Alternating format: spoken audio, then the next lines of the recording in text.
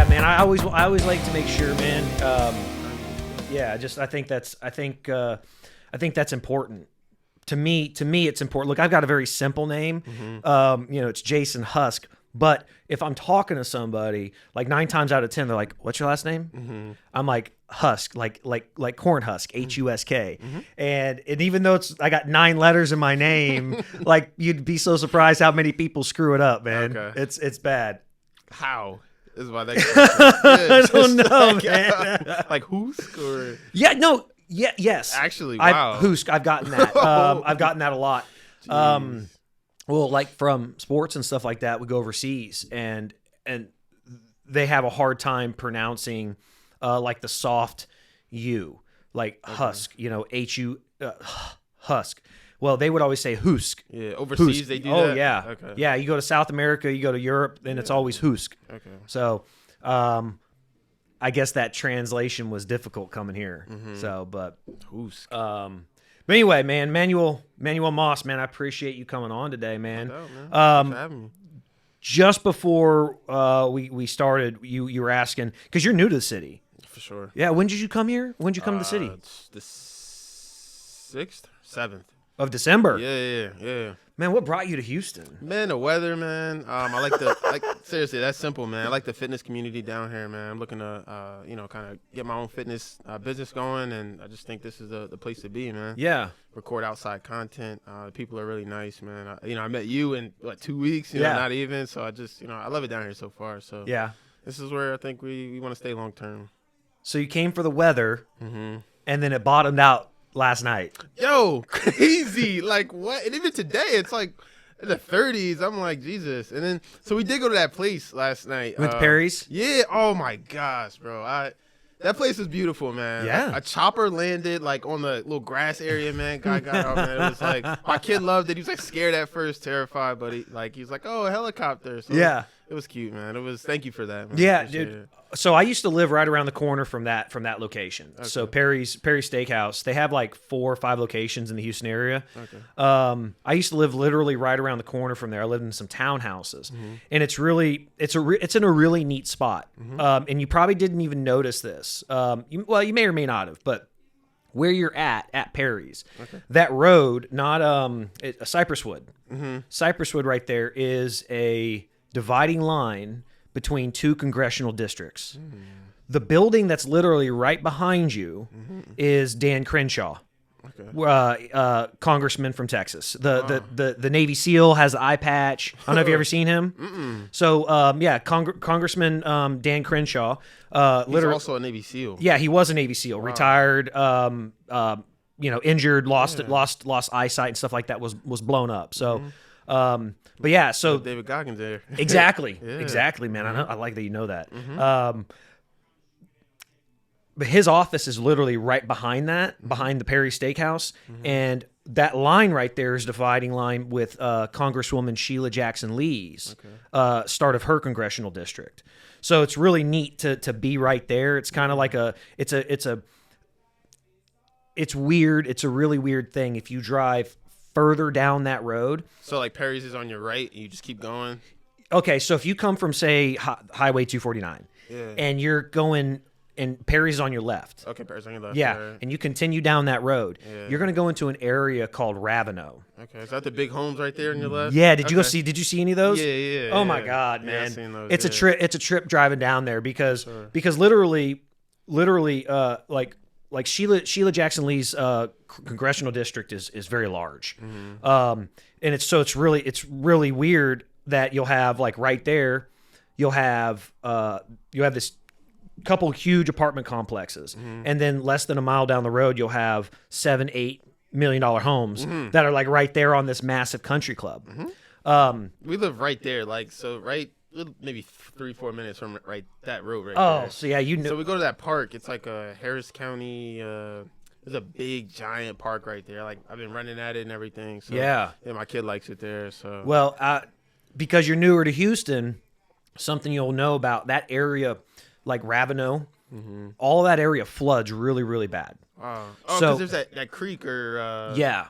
bayou, I guess you guys call it down here. Someone called it, a local said that. I'm like, what is that? So, Yeah, they call so we have creeks and bayous. Bayous are they would be a little bit bigger than a creek. They're not quite a river. It's kind of like halfway between a river and a creek. You know, it's like here in the South, we literally have to have 12 names for everything. Yeah. Bayou City, but yeah, it's like halfway between like a creek and a river. So that's. But what do you call that? I think it's, if I'm not mistaken, I think that's no, that's not Spring Creek. Okay, it's a creek. Spring Creek, because up north, up here, Spring Creek is the dividing line between Harris County and Montgomery County, and that travels. I want to say it's like it's an offshoot of Spring Creek. Okay. I'm not 100% certain. Yeah. But that area floods. Okay. That creek floods because like the townhouses I lived in, they flooded after Harvey. There was 1.5 feet of water on the bottom floor of those townhouses. Were you on the bottom floor? Well, there are 2-story townhouses. Yeah. So the bedrooms are on the second floor. Okay. Luckily, during Harvey, I didn't live there. Okay. I lived further to the west in an area called Cypress. Okay, yeah. Yeah, Cypress. really nice area. Yeah. Well, I lived in an area called Town Lake, and I lived basically they're islands. They made an artificial man-made lake, and there's islands surrounding. It's just water, and then it's the rest of the city around it. Wow. Well, the way they built Town Lake and they built these islands with all these neighborhoods on it, none of that flooded during Harvey. Everything outside of it flooded. Yeah, that's crazy. So to save like 1,000 homes, like 50,000 homes flooded. That's how they set it up. Jeez. So, I mean, goodness. Thank God for that I was there. But like, you saw my truck. Beautiful truck. I actually I used that during Harvey, and I ran like back and forth down the road because I built that so it can drive through. Floods. You modded that 350? Yeah. Okay. So it's intentionally for going into disaster areas. So I would leave the house and I would drive down to the flooded neighborhoods, go through 3-4 feet of water and pick up people, load them up in the truck and take them down to, there was one of the centers, like a big basketball community center kind of place where National Guard was staging people. And so I was driving them down there. And that's really nice. Yeah. Man. So you're just doing that on your own, like reconnaissance or? Yeah. That was just, because our neighborhood obviously wasn't flooding, but everybody else out there, they were hurting and they were in need. So I would drive down there and you could see it. I mean, you see people outside. Yeah. I mean, people are walking up the road. I mean, they're coming out of their neighborhoods in 3-4 feet of water with just their trash bags or their most personal belongings. And it sucks because I'm trying to put as many people in it. It rained for 4 days. Jesus. 4 days straight. So you had all of that. And it was just devastating. But I was like, I was married at the time, and I actually wanted to take her kids so they could see it. They'd never seen something like this before. I'd been to 50, 100 disasters across the country, the world, and this is what I do. They had never seen it. So I put them in the truck, and I mean, they were bawling. They were bawling their eyes out because they were seeing that people were losing everything. I took her through a neighborhood one time. This is your ex-wife? Yeah, my ex-wife. And she looks down at the ground and she sees these piles. She'd never really paid attention to it before, I guess. She just was oblivious to it. You live in Houston, you realize there's floods. But I took her through a neighborhood and she's like, what's all that? Why do all these people have all that stuff sitting in front of their house? And without saying anything, I just kind of pulled up to this massive pile that someone had in front of their house. And I said, well, take a look. Take a close look. Because what you see from a distance, you see like framing, like maybe some carpet, some pad, and you're just like, why does everybody have it like that? So as we pull up, I pull in front of the house, she sees that under that pile of carpet and flooring and wood and things like that, you see stuffed animals. You see clothes, you see furniture, beds, mattresses that are piled up out there because people had, 3-4 feet of water in their houses. They're devastated. And it's all of their personal belongings. And literally, she just sat in the car and cried. And I felt bad. I felt so bad for her because she had never seen it. But I think it was a powerful thing for her to get to see.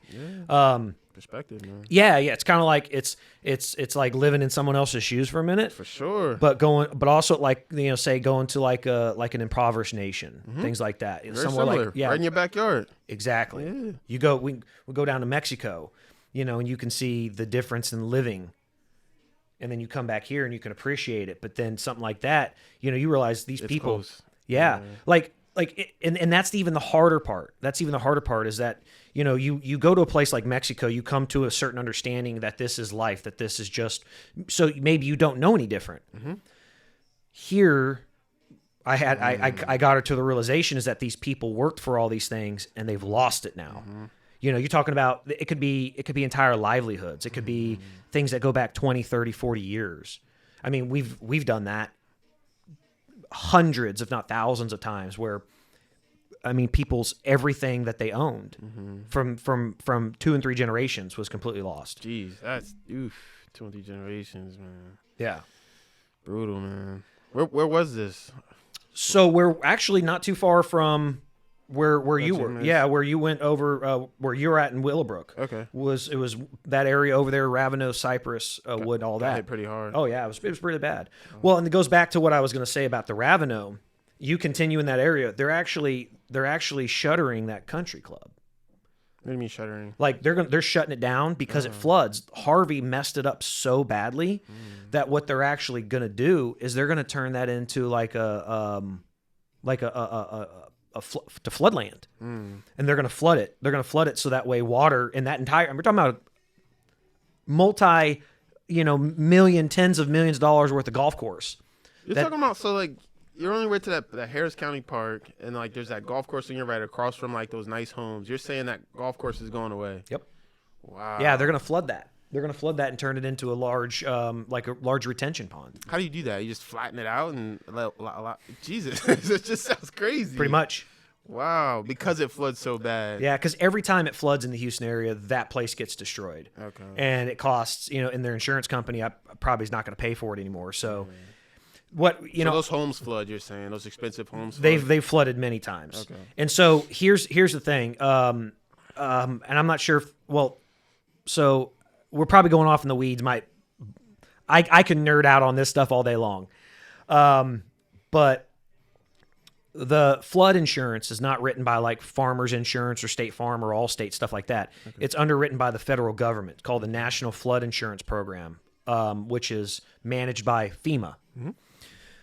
So it's all federal government. Homes can only get insurance up to $250,000. That's the max that you can get for a home. Is that nationwide in general? Yes. Okay. Yeah, and I don't care. I don't care if you've got a $100,000 home or a $700,000 home. You're getting $250,000 in flood insurance. That's it. Wow. And what ends up happening is with a lot of these places, there's actually I could probably look it up, and that's actually what I brought the iPad for, was I could probably look up some of this stuff, was that you can actually, you can look into this, that if your home floods twice, you can never get flood insurance ever again. Ever again? Ever again. NFIP. Yeah. Jesus. So what ended up happening? Wow.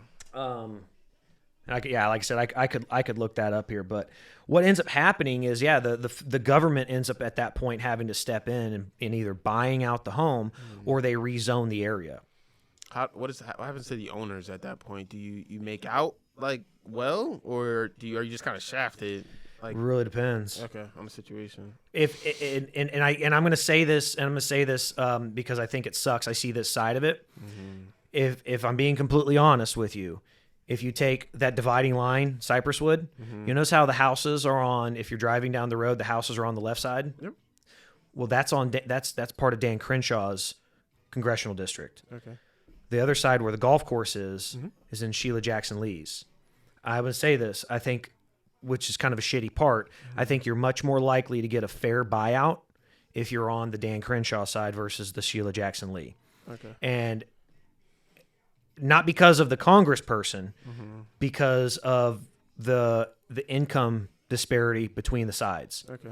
You have, yeah, absolutely. Yeah, I mean, you got, like I said, you go to $8 million homes. These people have a lot more influence and power. If you keep pushing, so say you make a left at where those homes are. Yeah. Those homes are all. That continues. I never made that left. Okay. Yeah. Gotcha. And that's what you're saying. If you go right, it's more the same. Okay. Got you. Yeah, and they're nice, and that's the thing is, even if you look at that area, Cypress Wood, it's on the south side of Cypress Wood. It's not a bad area. It's a very nice area, but the homes are like, 40, 50 years old. They're probably owned by second generation families. They're nice homes, but it's like $250,000, $300,000 home here versus, like I said, $8 million home. And honestly, yeah, at some point, the other side, this side over here is going to get probably a little more taken care of than this side. Unfortunately, these people over here, and I see it all the time. It's not fair and impartial. Like, it's not just like, oh, you guys both get 250. I guess I don't know. I guess I don't really know. So they would actually. I think I'm without knowing every little detail about it. The government itself, like the counties, would have to come in and actually pay. And the flood insurance of 250 is that's what your insurance is. You may only have $100,000 in damage to the house, and that's all they're going to pay out to repair the house. But if you have the buyout program, they actually have to buy it at fair market value. The difference is what if you look at a $200,000 or $300,000 home versus an $8 million home. Well, what becomes fair market value? Because they're close. Yeah. Where do you draw that line? I guess where you said you draw the line is. Yeah. So you have like okay. I got you. Yeah. I mean, does this? I mean, I know the way it doesn't sound, but say this fair market value of this $300,000 house is maybe 310, something like that. Over here, you got an $8 million house. They're going to make sure that that they're not going to. That's not depreciated. Yeah, exactly. Too much value there. Yeah, so they do all that, and again, I there's part of it for property values and stuff. It helps maintain a lot of different stuff. And the economy too. Yeah, so it's not all like one single answer, but it's just kind of there. Wow. Learned a lot about Houston right there. Well, okay, so actually was bringing back around to this to the Grand Parkway. So what you passed under coming north the Grand Parkway, they're building the on ramps and off ramps. Saw that, yeah, it's like a big clover leaf. Yeah. So because that area right there, 249 Grand Parkway, super busy at all times of the day.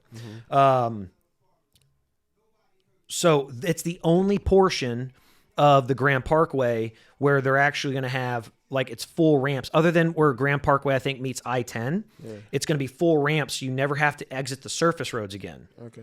Go straight from toll to toll because that part of 249 is also toll road. Okay, yeah, it is. Yep. Yeah. Yep. But okay, so anyway, that Grand Parkway, the road, the loop itself. Learn about Houston a little bit this way here. Okay. Houston in the center, I-10 east and west, right? Got it. I-45 north and south. Highway 59 or what they call Interstate 69 kind of runs from like the northeast, comes through the city and runs to the southwest, like through Sugarland, right? Okay, yeah. Then, because 45, once it comes south, it kind of goes southeast, right? Well, around all of that, you have what we call the loop 610. Interstate 610, which is funny. It's an interstate, but it's just a loop. It's just a loop around the city. So inside of that loop, there's about 2.5 million people that live inside. We call them interloopers. They live inside that loop. All right. Expand out that, go about 10 miles north of that. We have the Beltway, Sam Houston Toll Road. Is that another loop? It's another loop, just a complete loop, and it's a solid toll road. Okay. All the way around, 100% toll road all the way around. I got on that when we went to the Texans Chargers game. Yeah. Not too long ago, and I remember seeing the Sam Houston signs and all that. Yeah, toll road. And hey, when they made it, it made it fantastic for you to get around the city. But again, the city grew so much. So inside that loop, there's roughly all the way around, there's about 4.5 million people that live inside that loop, including downtown. Okay. Yeah. So as the city kept expanding, they made what's called the Grand Parkway. That Grand Parkway is what you drove under coming up here. Saw that, yeah. That Grand Parkway, I think, is 186 miles. It's a loop. It's another loop. Just another loop. Third loop. Third loop is exactly what it is. It's a third loop, and it's 186 miles around. Okay, it encompasses pretty much all of Harris County. I mean, it's just like where it crosses, say 249, it's 5 miles south of the Montgomery County border, where it interacts or intersects with, say, I-45. It's a quarter mile south. So it's pretty much all of Harris County. Within that loop, within that area, there's pretty close to about 8 million people that live within that. So here's the fun part about this. When, again, it's 186 miles all the way around. When Harvey hit here, okay? So much rain fell in those 4 days, 96 hours. So much rain fell that you take that entire loop and there'd be roughly 40 inches of standing water. They would have 40 inches of rain. The Harris County loop, the bigger loop. Within, if you took all the rain that fell in this area and aggregated it together, there would be 40 inches of water. Wow. In just that area, just that loop. Yeah. Now, of course, we had areas here that got, I think, close to 5 feet of rain, and we had areas that got maybe 12 to 13 inches of rain. But if you take that entire area, and you see how big it is. Yeah, 40. That's it would be 40 inches of standing water within that loop. 186 miles of a loop, Harris County.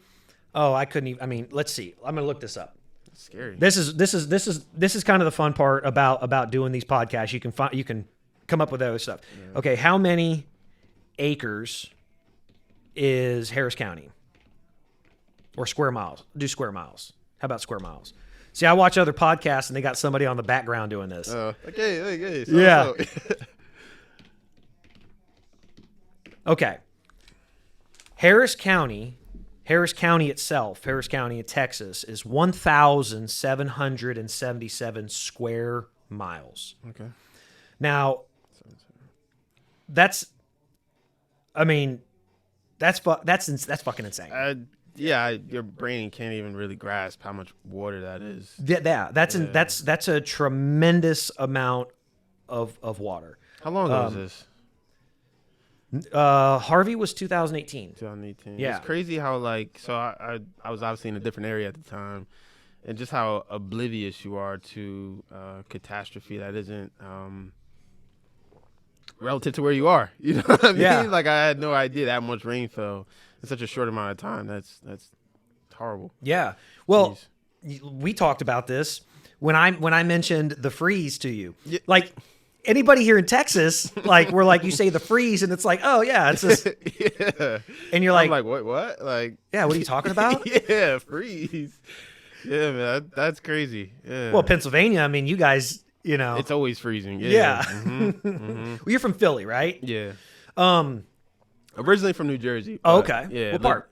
So not too far from Newark. There's a town called Plainfield, small town. Yeah. Okay. Yeah, I went to just grew up out there. Well, you look like a fucking superhero. Yeah. You look like you look like you should be some fucking action hero, dude. Oh man, my uncle used to say that, man. Rest in peace, man. So maybe one day, man, I'll be Batman. You know what I mean? You never know. Yeah. We'll see. Dude, yeah. I mean, I looked at you. I was like, motherfucker should be he should be if not nothing less than a stunt double. This guy should be a fucking action superhero. You're huge, man. I appreciate How that, big man. are you? I'm 230 right now. Man, 6'1", 230. So you look a lot bigger. Okay. You know what it is? What, the height? No, I was gonna say the hair. Okay. But you know what, man? Dude, you're I don't know, you're a big guy. Mm-hmm. So I'm sitting there looking, I was like, God, is he 6'4"? But I'm looking up at you like this. We took pictures out here, and I looked at him and was like, that motherfucker's way bigger than I am. I'll tell you. I'm 5'9". 5'9", okay, yeah, so I mean, yeah, you got good 4 inches on me. Yeah. It's a couple. But you're only 230 pounds. Yep, 230, man. So I gotta lose some weight then. I'm 200. 200, yeah. I gotta cut it down. What do you want to get down to? Honestly, my ideal weight is where I want to be is about 195. 195. Yeah. Just holding that all year round. Yeah. My we've we be at the gym at the same time. I see how you work out. You see how I work out. We're working hard, dripping in sweat. So I think for me, easily without a problem, I should be able to maintain somewhere between 6. Well, not 6. 6 is kind of low, but somewhere between maybe 8 and 10% body fat. Okay. Yeah. That's kind of my ideal at about 195. Okay. I think I could maintain that just day in and day out. Oh yeah. But I like to eat. Yeah. Like I like to eat. Like when you went to Perry's last night, what did you have to eat? That was I can't do that often. You can't eat those kind of. They're just. I had the cowboy tomahawk. The big boy. Oh, you had the bone in and everything. Yeah. I was. I want to do it right, man. You told me to go there, man. I'm like, yo, what should I get? They told me, hey, that's what you want. And my wife got the braised beef. Big strip, fell right off the bone, man. I'm picking at her plate, man. We had a good time, man. Thank you for that, man. We had a great time. That place really is very.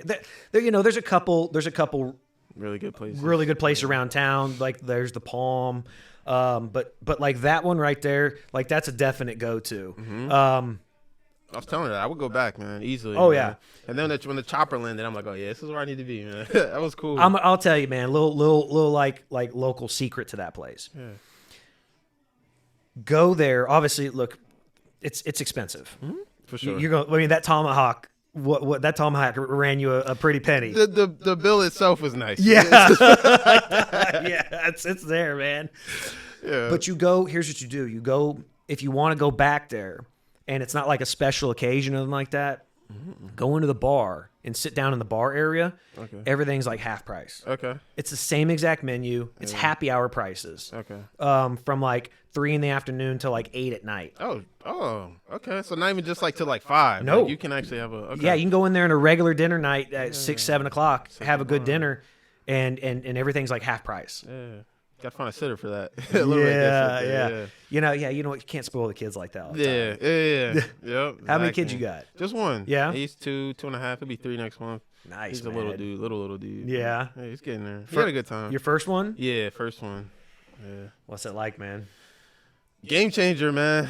Game changer for sure, man. I thought I was working hard before he came. And you're going full tilt. You know how we are. You know what I mean? You're going to the gym. You're working hard, and then you have a kid, and then you're still trying to do all those same things. And you realize you got to take it up to another notch, right? You got to become more efficient with your time, right? Because you want to spend time with him and keep everything going. That's keeping everything going. You know what I mean? So definitely a game changer, man. I had to grow a lot. Thanks to him. You know. So and there's a relationship there too, right? Obviously, with a woman that you have to put time into. Still got to take care of mama. For sure, right? Yeah. Like that's right, exactly. So we were just kind of tossed into it, I would say. Like he was a bit of a surprise, and we were kind of not new. Like we've been together like 2-3 years or so before he came, but yeah, we're handling it, man. Kind of just growing together as a unit. So you take that y'all's relationship. You take throw the kiddo in there, and now you come to Texas. Yep. Now, look, outside the weather, how have you been treated since you've been here? Wonderfully, man. People. So I went to a gas station, and it's a small short story, but it's like it just shows you to me how kind people are here. So I'm waiting at a pump, and there's no room to get around, and I have the truck.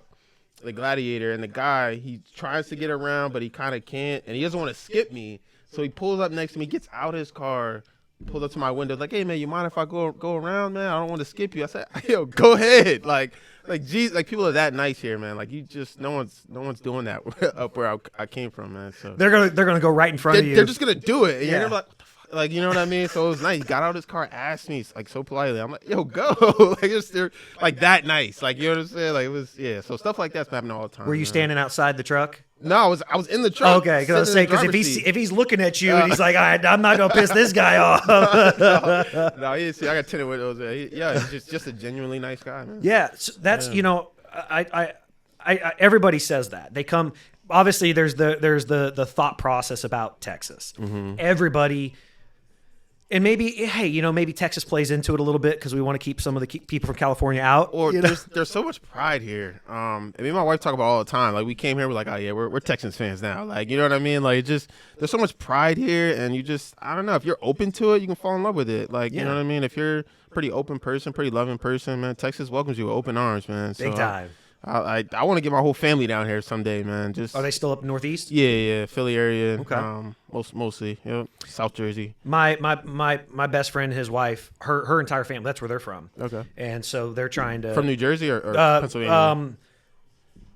I want to say they live in Jersey. She grew up in Pennsylvania, like Allentown. Yeah, I know that. Yeah, so she grew up there. So you know a little bit of okay. Yeah. Holding back a little bit. Yeah. Well, I mean, you know, through my travels a little bit here and there. Yeah. That's awesome, man. Yeah, but they so this same exact way. Yeah.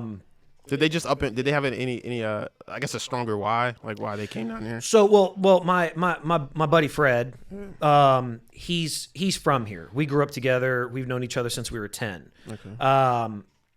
He actually met his wife through skating, through the speed skating things, more or less. And that's where her family is from, is up there. And so she lives, like, they actually lived in New York for a couple years, and it's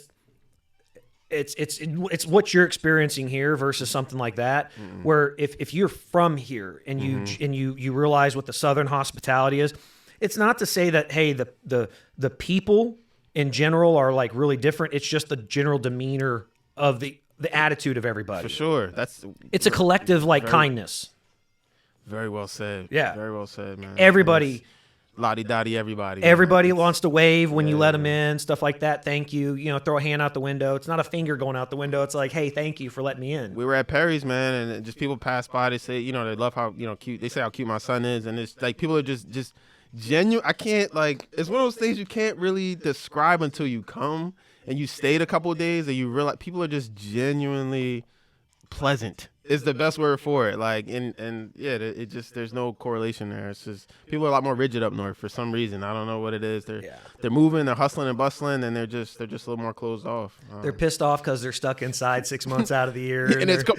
Yeah, it's cold. Yeah, and they're crammed into a small area like sardines. You know, can't get that fresh air, man. That good sunlight, man. I think it's a collective of a bunch of things. Man. Yeah, it really is not. And I'm glad that you got to come down here. Someone from like the Northeast, you got to come down here and experience that so quickly. Because I tell people, I'm spoiled.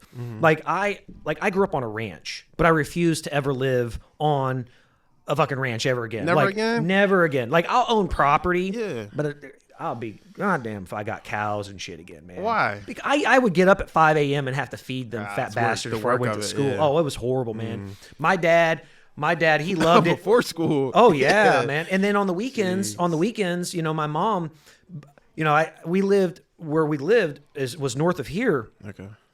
There was no gym anywhere near. I wasn't working out. My mom used to call the muscles I had weed eater muscles because I got the weed eater out there, the weed whacker, and I'm knocking down all the weeds around the trees and everything. She got bored and counted like 300 and some odd trees in our backyard, just in the backyard.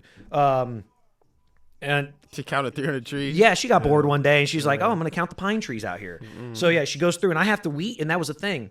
I had to weed eat around all those trees every single weekend, and then we had the perimeter fence of the property. I had to weed eat both sides of it. How much land are you talking about? Acres wise. I don't remember exactly how many acres. Okay. I do know the fence was about 2 miles. Jeez. Just the perimeter fence was about 2 miles, and I'd have to walk both sides of it. So it sucked because we moved out there when I was 10, and it's a 6 foot tall fence because of the horses and cows. So problem for cows me is can't jump though, can they? No, but I guess you have to build a little bit, obviously, for the horses. Okay. I don't know. Have you? I mean, what? There's a nursery room about a cow jumping over the moon. I don't know. Yo, you said it, so I was just curious. Like, oh man, I've never seen it. They mess with each other a little bit though. Like, I've been to some places that you see them, they'll kind of get up a little bit and kind of mess with each other, wrestle around a little bit. But I don't think it clears 6 foot fence. I don't think so. Yeah, I don't think it's. Yeah, it's probably not going over like maybe a foot or two. Yeah.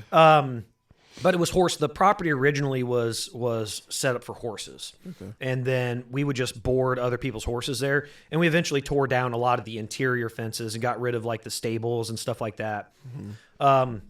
But this perimeter fence. But so when I was young and I had to weed eat this stuff, I couldn't climb that damn fence to get over to the other side. Get over the other side. So I would literally have to walk around. 2 miles that way, then walk 2 miles back this way. Well, I could go about halfway, and then, but I still had to walk like extra miles until I was big enough to where I was, because I can promise you, my father paying, he was one of those men that had. It was like first generation wealthy. Like he made everything, like he made all the money himself, right? And so he knew the value. And so if I threw that goddamn weed eater, he could see it. He's gonna hear it hit the ground if if you tossed it over. If I try to toss it over and then jump over? Yeah, it ain't happening. How big is it? How big is a weed eater? Is it like a weed whacker? Like 5 foot, maybe 5 foot long in general, 5 or 6 feet long. So you don't have to get pretty creative to like get it over without throwing it over and then get yourself over. Yeah, when I wasn't tall enough, like when you're tall enough, you can just like lean it over and kind of lean it down like that. I wasn't tall enough to do that, so I would have to like inch it over the fence, and it would hit the ground, and I was like, oh my God. But here's what's really the funny part. What he used to do is he'd come out on a tractor and he had the gas can. Because there's no way I can do all of that on one tank of gas. So what he would do is he would strategically place the gas can. He would drive out there on a tractor and then strategically place the gas can out there for me to be able to fill up. He's not helping me. He's not helping me get over the fence. He's not doing any of that shit. It's literally, he's just going to put the gas can down so I can. But then I'd have to carry the gas can back with the weed eater. Just so I can get it to a place where it's not left out in the open. That's the way. The way he did it. I think there's power in that, though. There's so much power in that. Like I think about like my childhood or my grandparents. And I wasn't 2 miles, but like we had a rock driveway.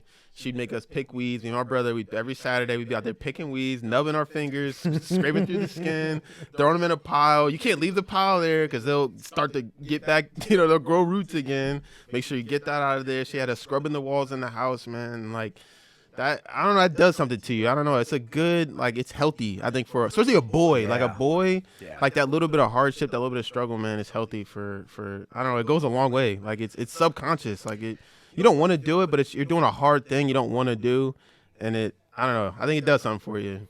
Well, yeah, the whole time you're pissed off about it, and then like 10 years later, 20 years later, you're like, "Thank you." Yeah, like I appreciate it now. For sure. You hate it. Oh my God, you hate it. Like, why am I scrubbing these walls? Like, you yelling at me, like. It's like, why? Like, why? Like, first off, why are these walls so dirty? I gotta scrub them. Yeah, like all over. Like, Jesus. Like, let's just repaint them or something. Like, you're like, this isn't right, man. But oh man, you get older and I don't know. You have a graciousness and a gratitude for it, man. Yeah. What did your parents do? Like, when you were growing up, did you live with your grandparents? Do you live? Yeah. So I grew up with my grandparents. So my dad was around till I was like 4. My brother was 3, and I was 4. He left, so we moved in with my grandparents, and from then that was where we stayed throughout high school. Because I don't know you that well, so I'm just gonna throw it out there. I think you can sense that I like to joke around. Shoot. Did he go? What did he just like go get milk? Is that what it was? He went to go get milk, then come back. Basically, yeah. So what happened is he kind of it was like sprinkle. Like he would come through. So like when he started to kind of drift away, we moved in with my auntie. We're like 3 and 4, 3 and 2 at the time. I don't know why I can still remember as far back, but yeah, it's great. Like when there's like a lot of like big events going on, some of your brain like picks it up, and it keeps it.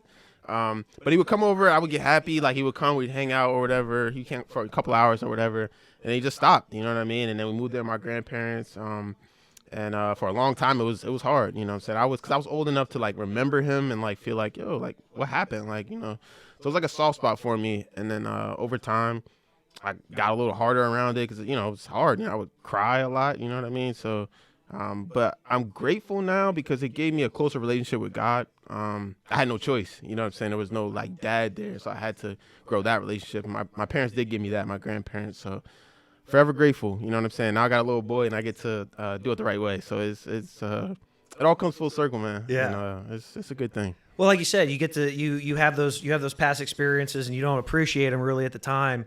But I think we even talked about this yesterday. It was how you tell the story. Yes. The stories you tell yourself are more important than the events that occur in your life.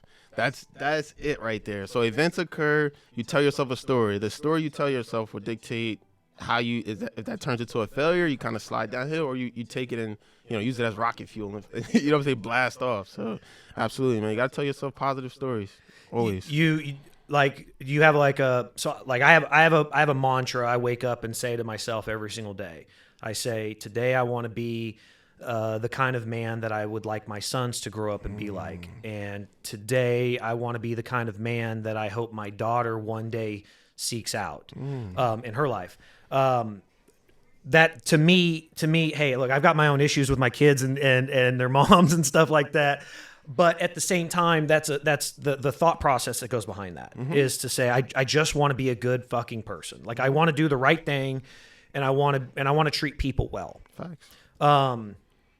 It's funny that's your mantra, man. Like, when I was like 14, 15, and my mom will attest to this, man, I randomly just, I don't know, I got this question in my head, and I don't know where I heard it, but I went to my mom's computer and I printed off, typed it in Word. I said, what kind of man do you want to be? And I made like 7 or 8 copies, and I taped it all around my room. So like every day I would look at that. What kind of man do you want to be, right? Because my dad wasn't there, right? So like, what kind of man do you want to be? Ask yourself that, right? Like, what kind of man do I want to be? You sit on the edge of your bed, you ask yourself that question, and let it dictate, how you move throughout life, right? You got to be conscious and intentional. You know what I mean? So I like your mantra, man. It's as a man, as a boy growing up, man, you got to ask yourself those questions, man. That way you do it intentionally. Intention. Yeah. Like, yeah. Intention is like, you have to be purposeful. For sure. I think something that mostly within men today, there's the loss of intention. And hey, look, right or wrong, whatever. I think we give a lot of women a pass to get away with more mistakes. Men are not granted such leniency, and so but if you can show that you were purposeful and you were intentional in it, at least from the recognition standpoint, says, all right, motherfucker tried. Like, he was doing it. He was working hard for it. And men will pull you up too. Like, if they can sense that in you, like, this is a guy that's about intention. He's going about it the right way and trying. Right? They say success leaves breadcrumbs. Right? They will pull you up. Right? I was 14. And my uncle, I was trying to make money, right? I was a single mom, right? And so I want to buy my own Jordans, right? Be honest with you, right? So my uncle, he hooked me up with his best friend. It was a guy named G Wiz. He had his own car detail shop. Man, we're like 14, 13, man. My brother's really too young to be working, man. But we would ride our bike 10 miles to the next town in Westfield. We'd work all day, right? All summer long in detail cars, man. And it was hard work, but it was like, he gave us a shot because he saw, like, we're young, we're hustlers, we're trying to make some money, right? Although it's just, just for sneakers. But yeah, so I say that to say you will get help from other men as long as you maintain that right mindset and give it your all. So yeah, absolutely. Actually, I listened to something today, and I know I'll screw it up. I don't remember every little detail of it because I was just kind of listening to it in the background. But like, as men, like I said, we don't get a lot of grace. We have a large amount of expectation. And what hit me on this was, outside your wife, we're gonna, what, your wife's probably the most beautiful person you've ever met. For sure. She's perfect. We're not gonna say anything about your wife, but say, well, you know what, your wife will probably be upset if we even talk about maybe you dated somebody before her. She was the first person you ever talked to, right? Yeah. We can be raw here though. All right, but has your wife ever gotten mad at you or upset because maybe you didn't think about something, didn't buy flowers or something like that? Sure, 100%. Right. 100%. Have you ever been upset because she didn't buy you flowers? No, could care less. Yeah. And I heard something today, and it was kind of pointed. It says, the only time a man will ever get flowers is at his funeral. Yeah, that's that hit me as profound. Like, the guy was talking about a whole bunch of other stuff, but when he said that, and maybe I'm a little partial with my father passing away recently, but I heard that and I said, man, Like how dividing really is that? And this, hey, look, I love women. I know you love women. You got a little boy though, right? Your little kiddo's boy. Okay, but I love women. I very close to my mom. All this, but think about that difference. Yeah, it's vast. The difference is vast, and you can feel it even in conversations with your significant other. Like their focus and attention is not. They get to not worry about certain things that we have to focus on nonstop. Yeah. Right. And then you have to still be the spouse that they need you to be, and then the parent too. So it's like you get almost triple, if not more. Yeah. The responsibility as a man. I look at it in my opinion. Some women are gonna hear that and freak out. But I think that we as men that were largely raised by women, but became men with men responsibilities, we can appreciate what women go through. For sure. And we can also recognize how fucking hard it is for a dude. Yeah. Look, you can't take away the fact that, we live in a society today where the single mother households, single parent households are like quadruple what they were like 20 years ago. Yeah. They're very high. It probably started in the 90s, stuff like that, but it skyrocketed, over like the last 20, 30 years. Is there anything man, I think we're going to go on a tangent a little bit. No, let's go, man. All right. So do you credit that to any specific cause? Like about the single parent homes, what do you think is the cause of that? So the boom of it or I think why? I've actually had this conversation with somebody before, and I believe it's kind of a there was a start, which I believe was the feminist movement. I believe which I believe in general was a great thing. It gave women the sense of purpose and power. I may not understand everything about it, but it made women feel completely equal. Yep. Okay. From there, I think what started happening was it's social inequality, economic inequality kind of started feeding into some of that because you started having this empowerment, and then you started having women that were going back into the workforce in droves. In tens of millions of women were going back into the workforce, and then they're realizing they're not getting paid nearly as much. And they're becoming frustrated and disenfranchised. And then I believe once we got into where it really just went haywire, mid 2000s to now, social media just exploded. And it started giving these women the right or wrong, they started seeing this perspective and they started saying, well, I don't fucking need this. I don't need this over here. You know what? I don't care if I'm making less. I'm going to go out and do it on my own. And so it's almost like there's another like women's liberation movement, but with far less positives. Again, you go back to the original liberation movement was it's bringing women into modern society in 100% equal capacity. Yeah. Education, all of it. Yeah. To now it's like, well, no, I don't need a man. And hey, no woman really needs a man. I mean, they can do what they technically. Yeah. Yeah. I mean, they can earn a living and all that other stuff, but I think it's just this they see this over here, and I think that's like hardened a lot of people. I mean, look, I'm single, so I've tried to date. At my age, I'm 40. It's very unlikely that I'm going to date somebody in my group, in my age range. I'm not dating I did mess up and date a 21-year-old. Turned out to be a stripper. Ooh. Yeah. Wow. Well, I found out she was a stripper like 3 weeks afterwards, and I was like, okay, this is no. But she was 21. Yeah. So I was like, all right, well, but that was a couple years back. But no, but you're gonna have to go younger. You're yeah. Have to, yeah. Well, so if I'm dating in my range, generally it's gonna be a single mom.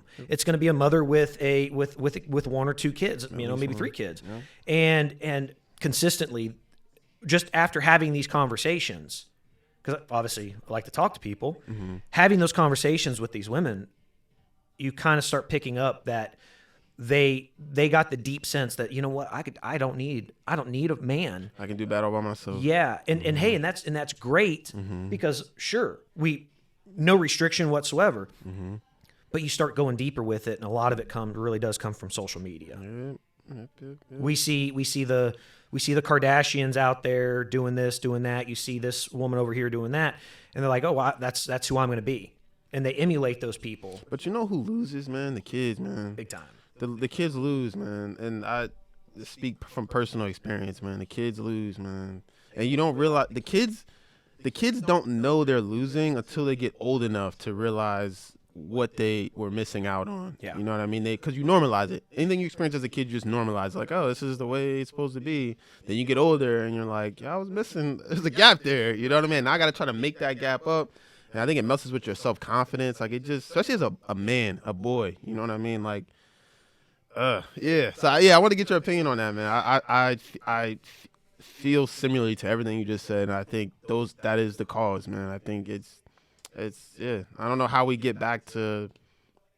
I don't know how we get back. You know what I mean? But you know, I know some amazing single moms, and unfortunately, they have to play the role of both mom and dad. Yeah. In a lot of scenarios. I have a friend who she's an amazing single mom. Her brother comes in quite often. Him and his girlfriend come in quite often, and they spend a lot of time with her son. She's still close with her parents and stuff.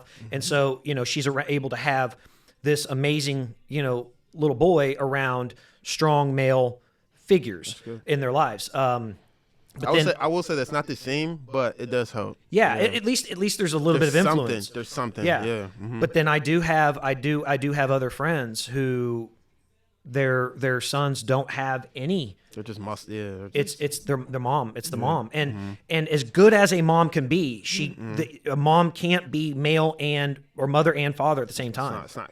Humans can't. No. Yeah. You can go out there and play catch with the kid, but there's a bond. There's a difference when it's a father and a son. Or look, I make a joke. I was like, hey, look, I'm bound to be someone's stepdaddy. It just depends on which one of you assholes are going to start acting right. Yeah. Right. Yeah. Yeah, man. So, but yeah, so I mean, but even if it's a stepdad, if there's that father figure in their life, it does make a huge difference. For sure. Absolutely. Growing up, my parents, up until the point of my father passing away, my parents would have celebrated their 43rd wedding anniversary in November. So I knew nothing else other than my parents. Yep. But growing up, my father worked or traveled like 260 days out of the year. Most of the year. Yeah, most of the year, building up the business and everything. And when I got to be 12, my mom and I traveled for skating, and so we were gone. And so there was huge swaths out of the year where it was just me and my mom, and I never saw my dad. So my dad put me out on the pasture, basically, you know, and making me go to work. That was our time to bond. How old were you at that time? So we moved to the ranch when I was 10. 10, okay. Those were the summers you were doing that, or was that all year? All year. Woo-wee! All year.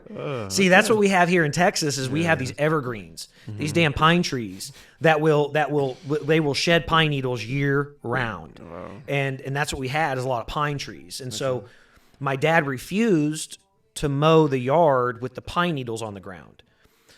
So I would have to go out there and rake the front. Bad for the mower or something, or he just teach? I think in his mind, we had a barn with a guy that worked out there on the ranch, you know, doing like a lot of the heavy lifting, where literally there was tools and the blades could have been taken off to be sharpened all the time. But I think in my dad's mind was that it'll just dull the blades running over these pine needles. But I'm like, all right, well, you know what? You're going to kill your son. My hands,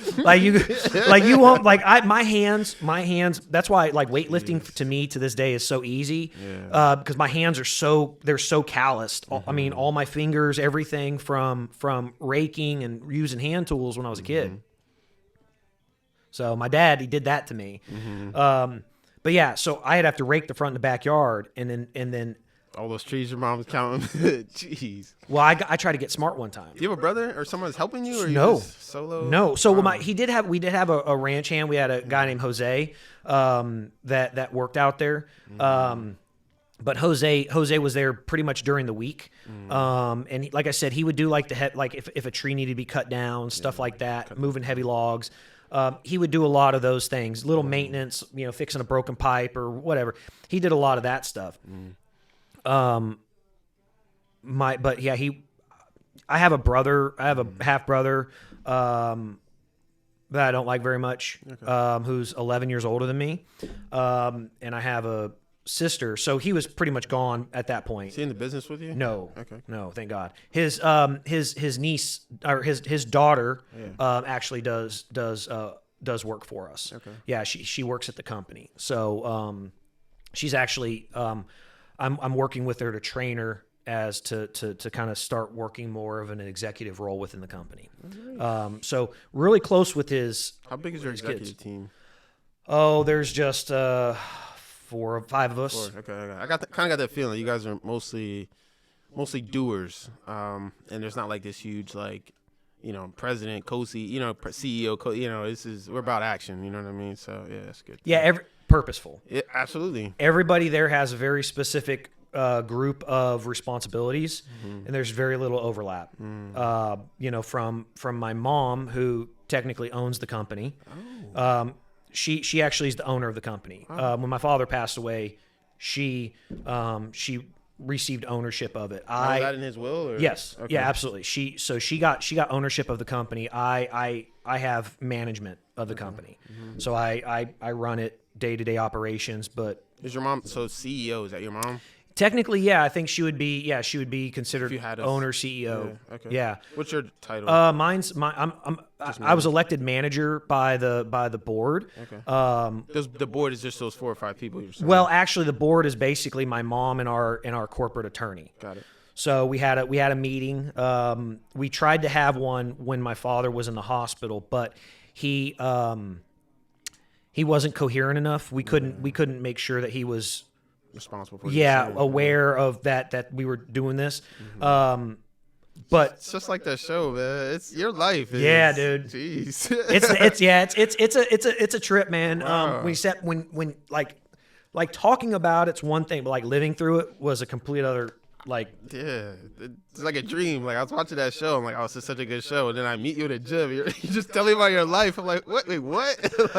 Yeah, the story just unfolds. Unfortunately, we're not like a $45 billion a year company like Royco Waystar. Maybe one day, man. Oh Maybe man, one day, brother. That'd be nice, man. Oh yeah. I think one thing my father really worked hard for at the end of the day was he built up a successful business model.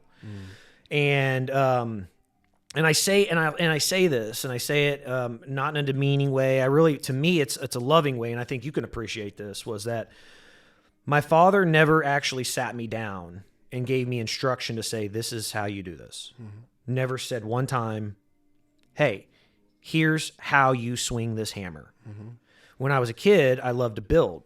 I had a barn out on the ranch, and I would go in there and I'd take scrap piece of wood and I'd build stuff, and I'd take pulleys that I found in junk boxes, and I'm rigging, rope, elevators and stuff like that. I can raise myself up, and I'm How old were you? I mean, like I said, we moved there when I was 10. Okay. So 10, 11, 12 years old. Just before high school. Yeah.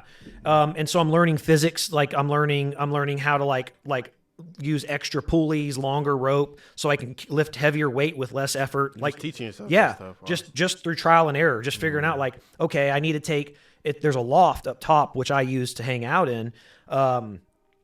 We didn't keep hay up there. We had a lower storage area where we actually kept the hay. So that was areas for hay loft to keep it away from whatever. Moisture or whatever. So we didn't have the pulley system that was there.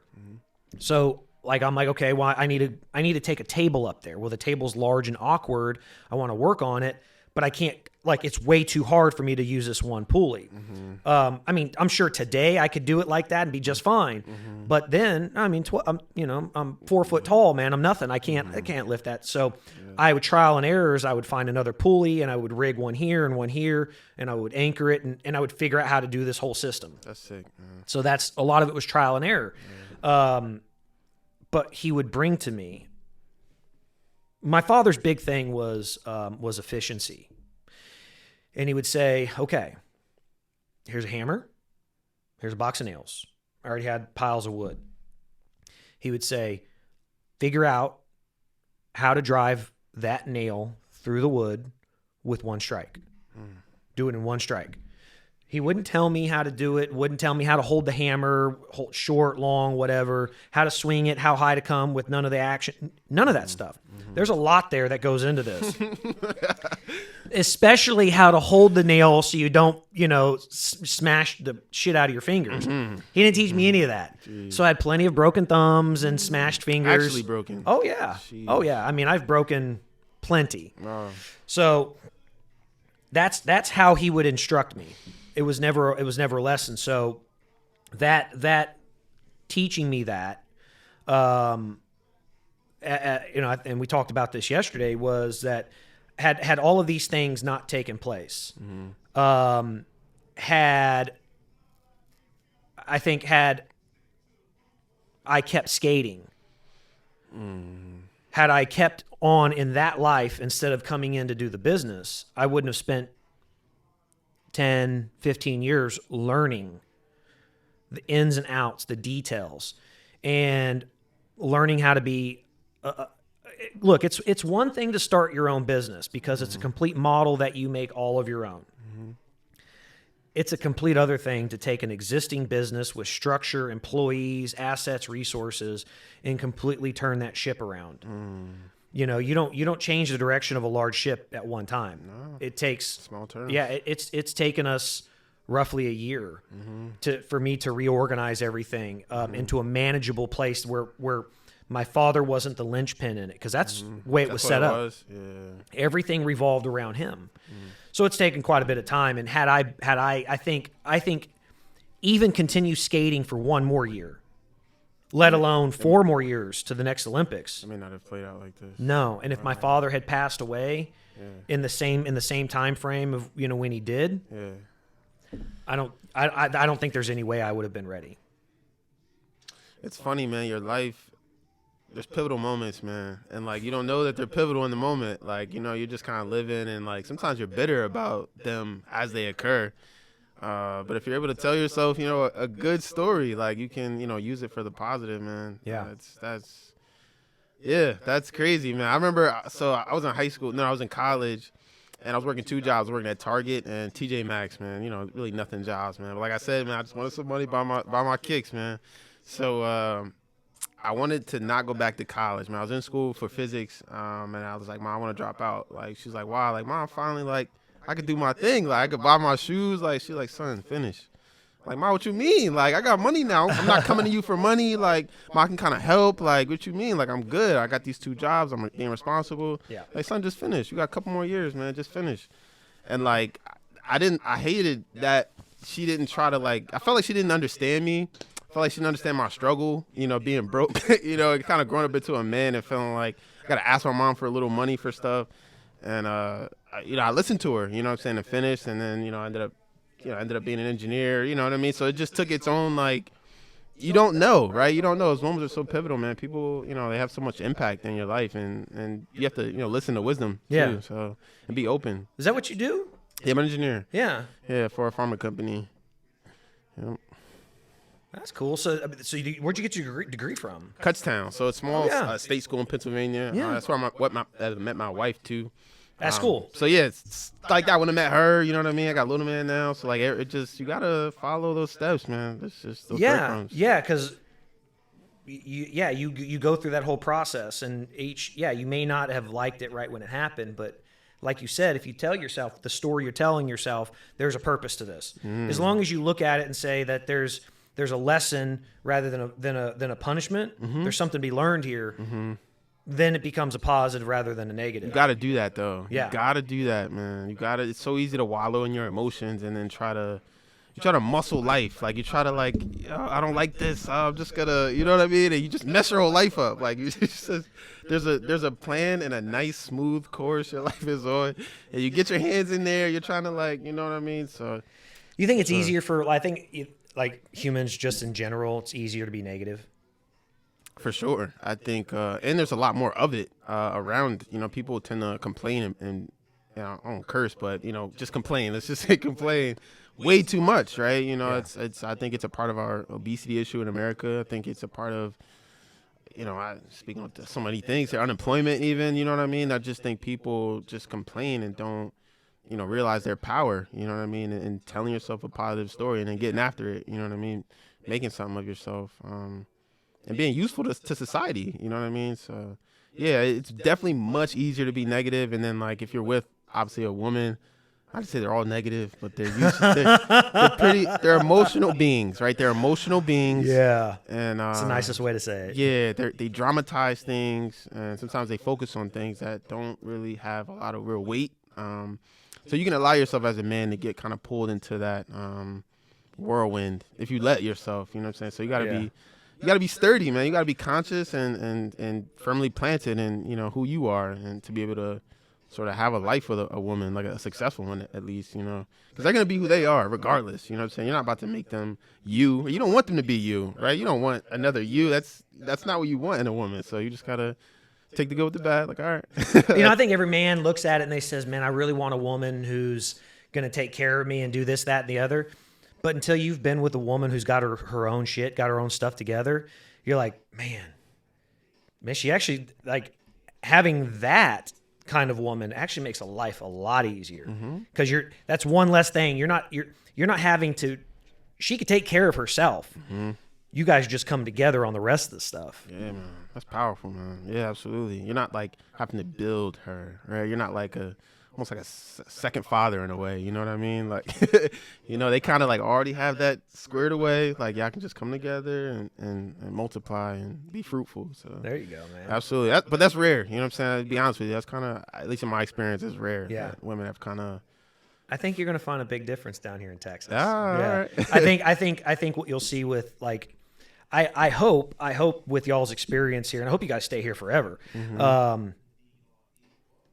You guys being from up there, obviously it develops a certain mindset. Once you guys are here for a little while, because I tell you this, Fred and Samantha, he's from here. Okay. She's from up there. She's from Pennsylvania. And very, very, like when she first got here, like just still maintain that mindset for a long time. And now if you talk to her, she's like, oh, hell no, I'm never going back there. Yeah. Like, she'll tell you this. She says, I wasn't born here, but I got here as soon as possible. You know, now she's been here for about 10 years, and she wouldn't trade it for the world. You know, she's been back a couple times over the couple years to go, you know, see her family and stuff like that. I think they would go, like, normally before COVID and everything, they would go, I think every Christmas they would fly up there or something like that. And she's like, man, I'm just glad to be back. I love Texas. It can be suffocating, man. Well, yeah, because in the same way that you think about Texas, look, let's be realistic. When you think about Texas, anybody else in the rest of the country, what you hear about Texas is, yeah, first off, we're super prideful. We're arrogant people because it's, you know, we're Texans. You know, people don't say, like, if when I would travel around the world, I wouldn't say, people would say, where are you from? I'd say Texas. I don't say the United States. I wouldn't say America. I would say I'm from Texas. Well, everybody around the world knows Texas. I guess same way that someone would know California, whatever. But to piggyback on that, man, your sports team just says Texans. Yeah. Right? Everybody else kind of comes up with, like, you know, something else, like, you know, San Diego Chargers, right? Philadelphia Eagles, you know what I'm saying? Texas, yeah, we're just Texans, bro. Like, we don't need to add anything. There's just a lot of pride there, man. It's awesome, man. It is. It puts it like it's there. We wear it, and we're proud about it. Yep. Yeah. But let's be real. When people are talking about Texas, what you think of is racism. Yep, people say that. You think of bigotry. You think of you know, the Confederate flag flying everywhere, which It ain't here in Texas. Gun toting. Yeah, well, that's real. That's real. That's real. Yeah. Don't try to tell me that's not real. That's man. real. There's signs on the gyms for a reason. Like, well, so technically, we have universal carry now in the state of Texas. Okay. Universal. We have universal open carry, which you can carry a gun on your hip anywhere, and it can't be stopped except for like a police station. You don't need a permit. No. Does a permit exist for concealed? Yeah. Okay. Yeah. Okay. So again, I may be here. We'll look this up for 1 second. I don't think that there is universal permit. Texas. Let's see. Universal concealed carry in Texas. It's called constitutional carry, and it went into effect on September 1st. And yes. What that does is okay. Blah blah blah blah blah blah blah blah blah. Texans can carry handguns without a license or training starting September 1st, after Governor Abbott on Wednesday signed the permitless carry bill into law. Permitless. Yeah, House Bill 1927 eliminates the requirement for Texas residents to obtain a license to carry handguns if they are not prohibited by state or federal law from possessing a gun. The signing, reported by the Texas legislature official website, which tracks the progress, blah, blah, announced ceremonial.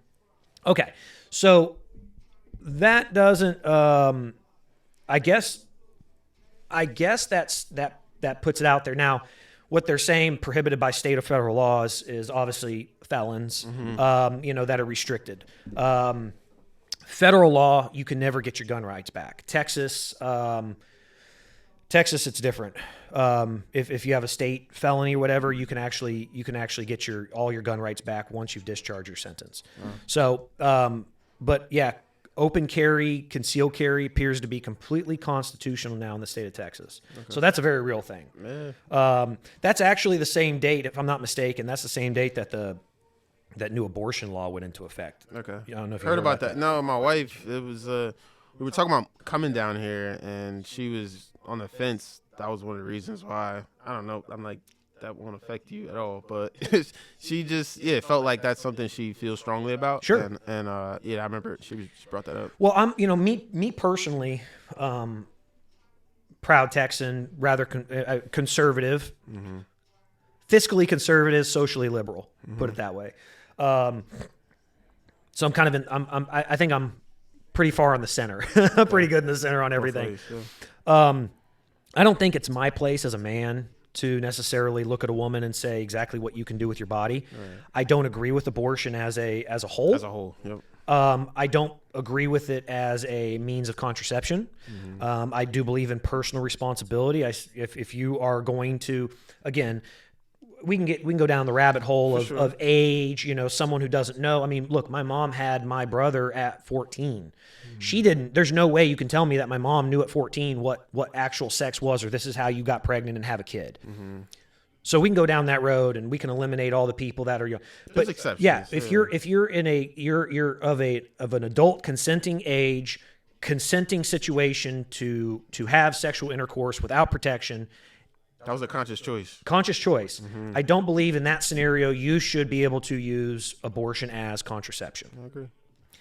At the same time, I look at women, I look at my life. I don't want anybody else telling me what I cannot do with my body. If I want to get tattoos all over my body, great. If I want to get the vaccine, great. If I don't want to get the vaccine, great. That should be my choice. Same thing kind of applies in my opinion, to the situation with abortion. So you're kind of pro-choice, but kind of like you guys shouldn't be doing that shit. Yeah, like what I'm for is pro using your brain. Yeah. I'm not talking about any of those outlying situations. We're not talking about rape. We're not talking about incest. None of that stuff. We're talking about adults of a consenting age making a conscious decision. I am pro using your brain. I am pro thinking and responsibility. Absolutely, pro responsibility. That bleeds into other areas of your life. Like if you're just I just think that bleeds into other areas of your life. Like, well, I think it bleeds into other areas of society. It starts. again, I think that just lends to the deterioration. Pro responsibility and then having lack of responsibility leads into more moral deterioration. I know that sounds kind of righteous and pious, whatever, but I believe that in itself is. I didn't want to go down that road when we were talking about like the single mother households. When you start having that, it creates that snowball effect. It's not just one thing. I tell everybody at the office, okay, we all have responsibilities, and not one of them, is in by itself going to affect this. But what this does over here affects this, and this affects this, and then this affects this, and back and forth. And it's a whole network and web of certain things that eventually there's an end goal, and you have to move the parts and pieces around the board. Life in society is the same exact way. You had to have, for example, Lincoln sign the Emancipation Proclamation, free the slaves, right? But everything that it took to get there matters too. The war and the struggle and all the fighting that got there, and unfortunately the people dying and all this other stuff had to happen to get us to that point. And then since that point, all the things that have had to happen to get us to where we are today, where those things had to happen because it had to open people's minds to a lot of shit. Had to happen. Yeah. So you look back at the moral side of things, you start seeing these moving parts and pieces that have kind of gotten us to where we are today. Hopefully there's an end goal to it. Hopefully I don't believe in like a utopian society where everything's going to be perfect. There's still going to be disparity. There's still going to be haves and have-nots. There's still going to be we're both men. We both have the same goals and the same process. We just got a different skin color. There's always going to be that. I think hopefully that the end goal is like the way we sit here and talk is there's literally zero difference between us other than you got a much better tan than I do. Basically. Yeah. So. Yeah, someday, Yeah. But I think with a lot of that we have leading back to the abortion side of things is it's led to this moral deterioration where it's gone from this step to this step to this step to this step. And I believe that the Texas law was a direct reaction to the California and New York laws. What was that? Well, in New York, and I'm not sure if it's still in place, but in New York, you can basically have an abortion all the way up to the time the child takes its first breath. So up until even past like 30 weeks, you're saying? Oh yeah, like pretty much in the birth canal, about to come out, the mother can opt to abort that baby, which goes back to the other thing that really goes back to, like we were talking about with the difference between men and women. What if the father wants that kid? We don't get to say. No. Like at some point, you know what? If a woman wants to abort a child and knows who the father is and the father's on record, okay, I can't say anything about it. I really don't. I have no say-so, no choice in it. But why isn't there a law on the books that says if the father wants the child and they're past a certain point, the woman, I know that goes down the road. You're forcing a woman to carry a child and stuff like that. But how do you carry a child for like 30 weeks and then decide you're going to get rid of it? Yeah. Do you think the opposite should be true then too? Like if a man doesn't want and the woman does want, do you think a man should have some say there? Because I think if you let a man have say one way, it has to go both ways. I think, unfortunately, you open that door, there's going to be a lot more men saying, I don't want. Yeah, which occurs. Women just kind of, do their own thing. Like, hey, I'll be a single mom if you don't want to be here. Yeah. Yeah, I think, unfortunately, again, I think that's a downfall of our society that let's be realistic about it. I think a lot more men will say, no, I don't want. I mean, that's just, I think, unfortunate reality. So, I don't think you open that door.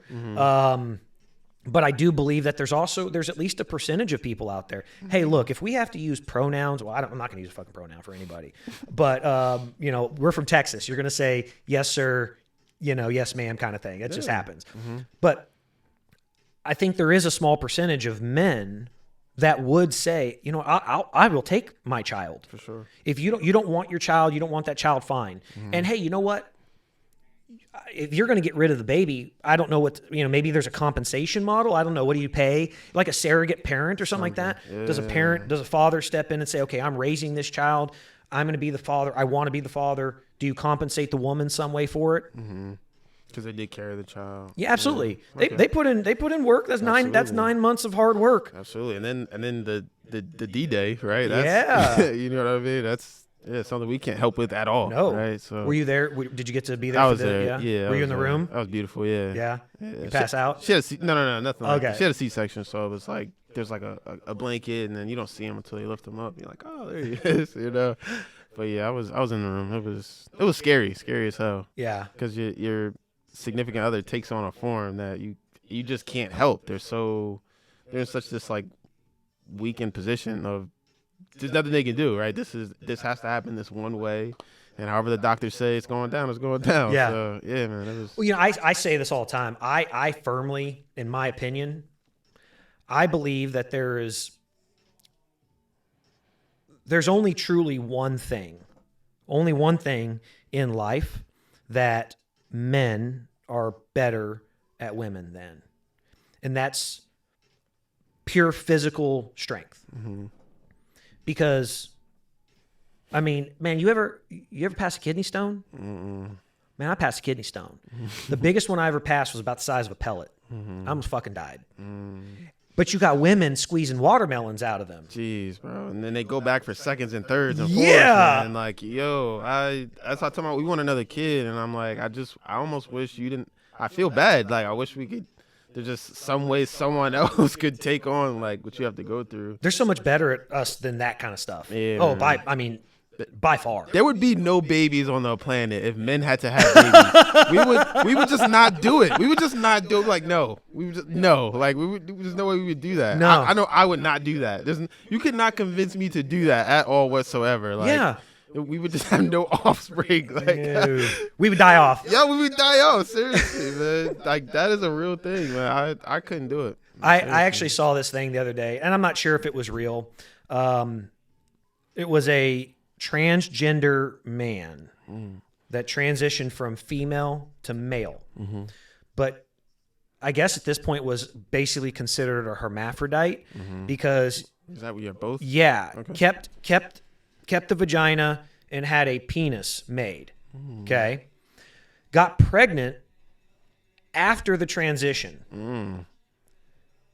And while because I guess had choice, was trying to do like a natural birth, was in like a bathtub at the house and stuff like that.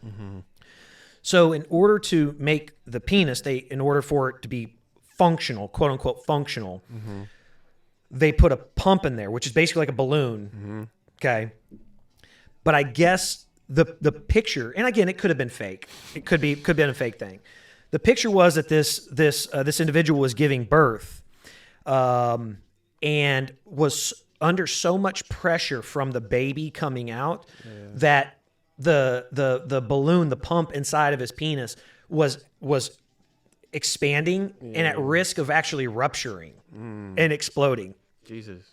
Now, could you imagine? Like, I guess that's what guys think about. It's like, there's no way I'm going to let my dick explode. No, what the hell? No, man. Seriously, I would not do that, man. That's what men envision when it comes to having a baby. My penis is going to explode. Yeah, there's no way I'm going to go through this. It's not possible. It's not happening. No. But put my foot down. women are so much better. I do believe that women, there's physical strength, our ability to pick up heavier shit, run longer distances, throw further, physical activity. I think that's the only thing that men are actually better at than women. I don't think that there's a single thing that women can't do better than us. Facts. Doesn't mean that they do that everything they're going to do is going to be better, but I think the capability is there for them to do better than us at everything. 100%. 100%. But going back to the abortion thing,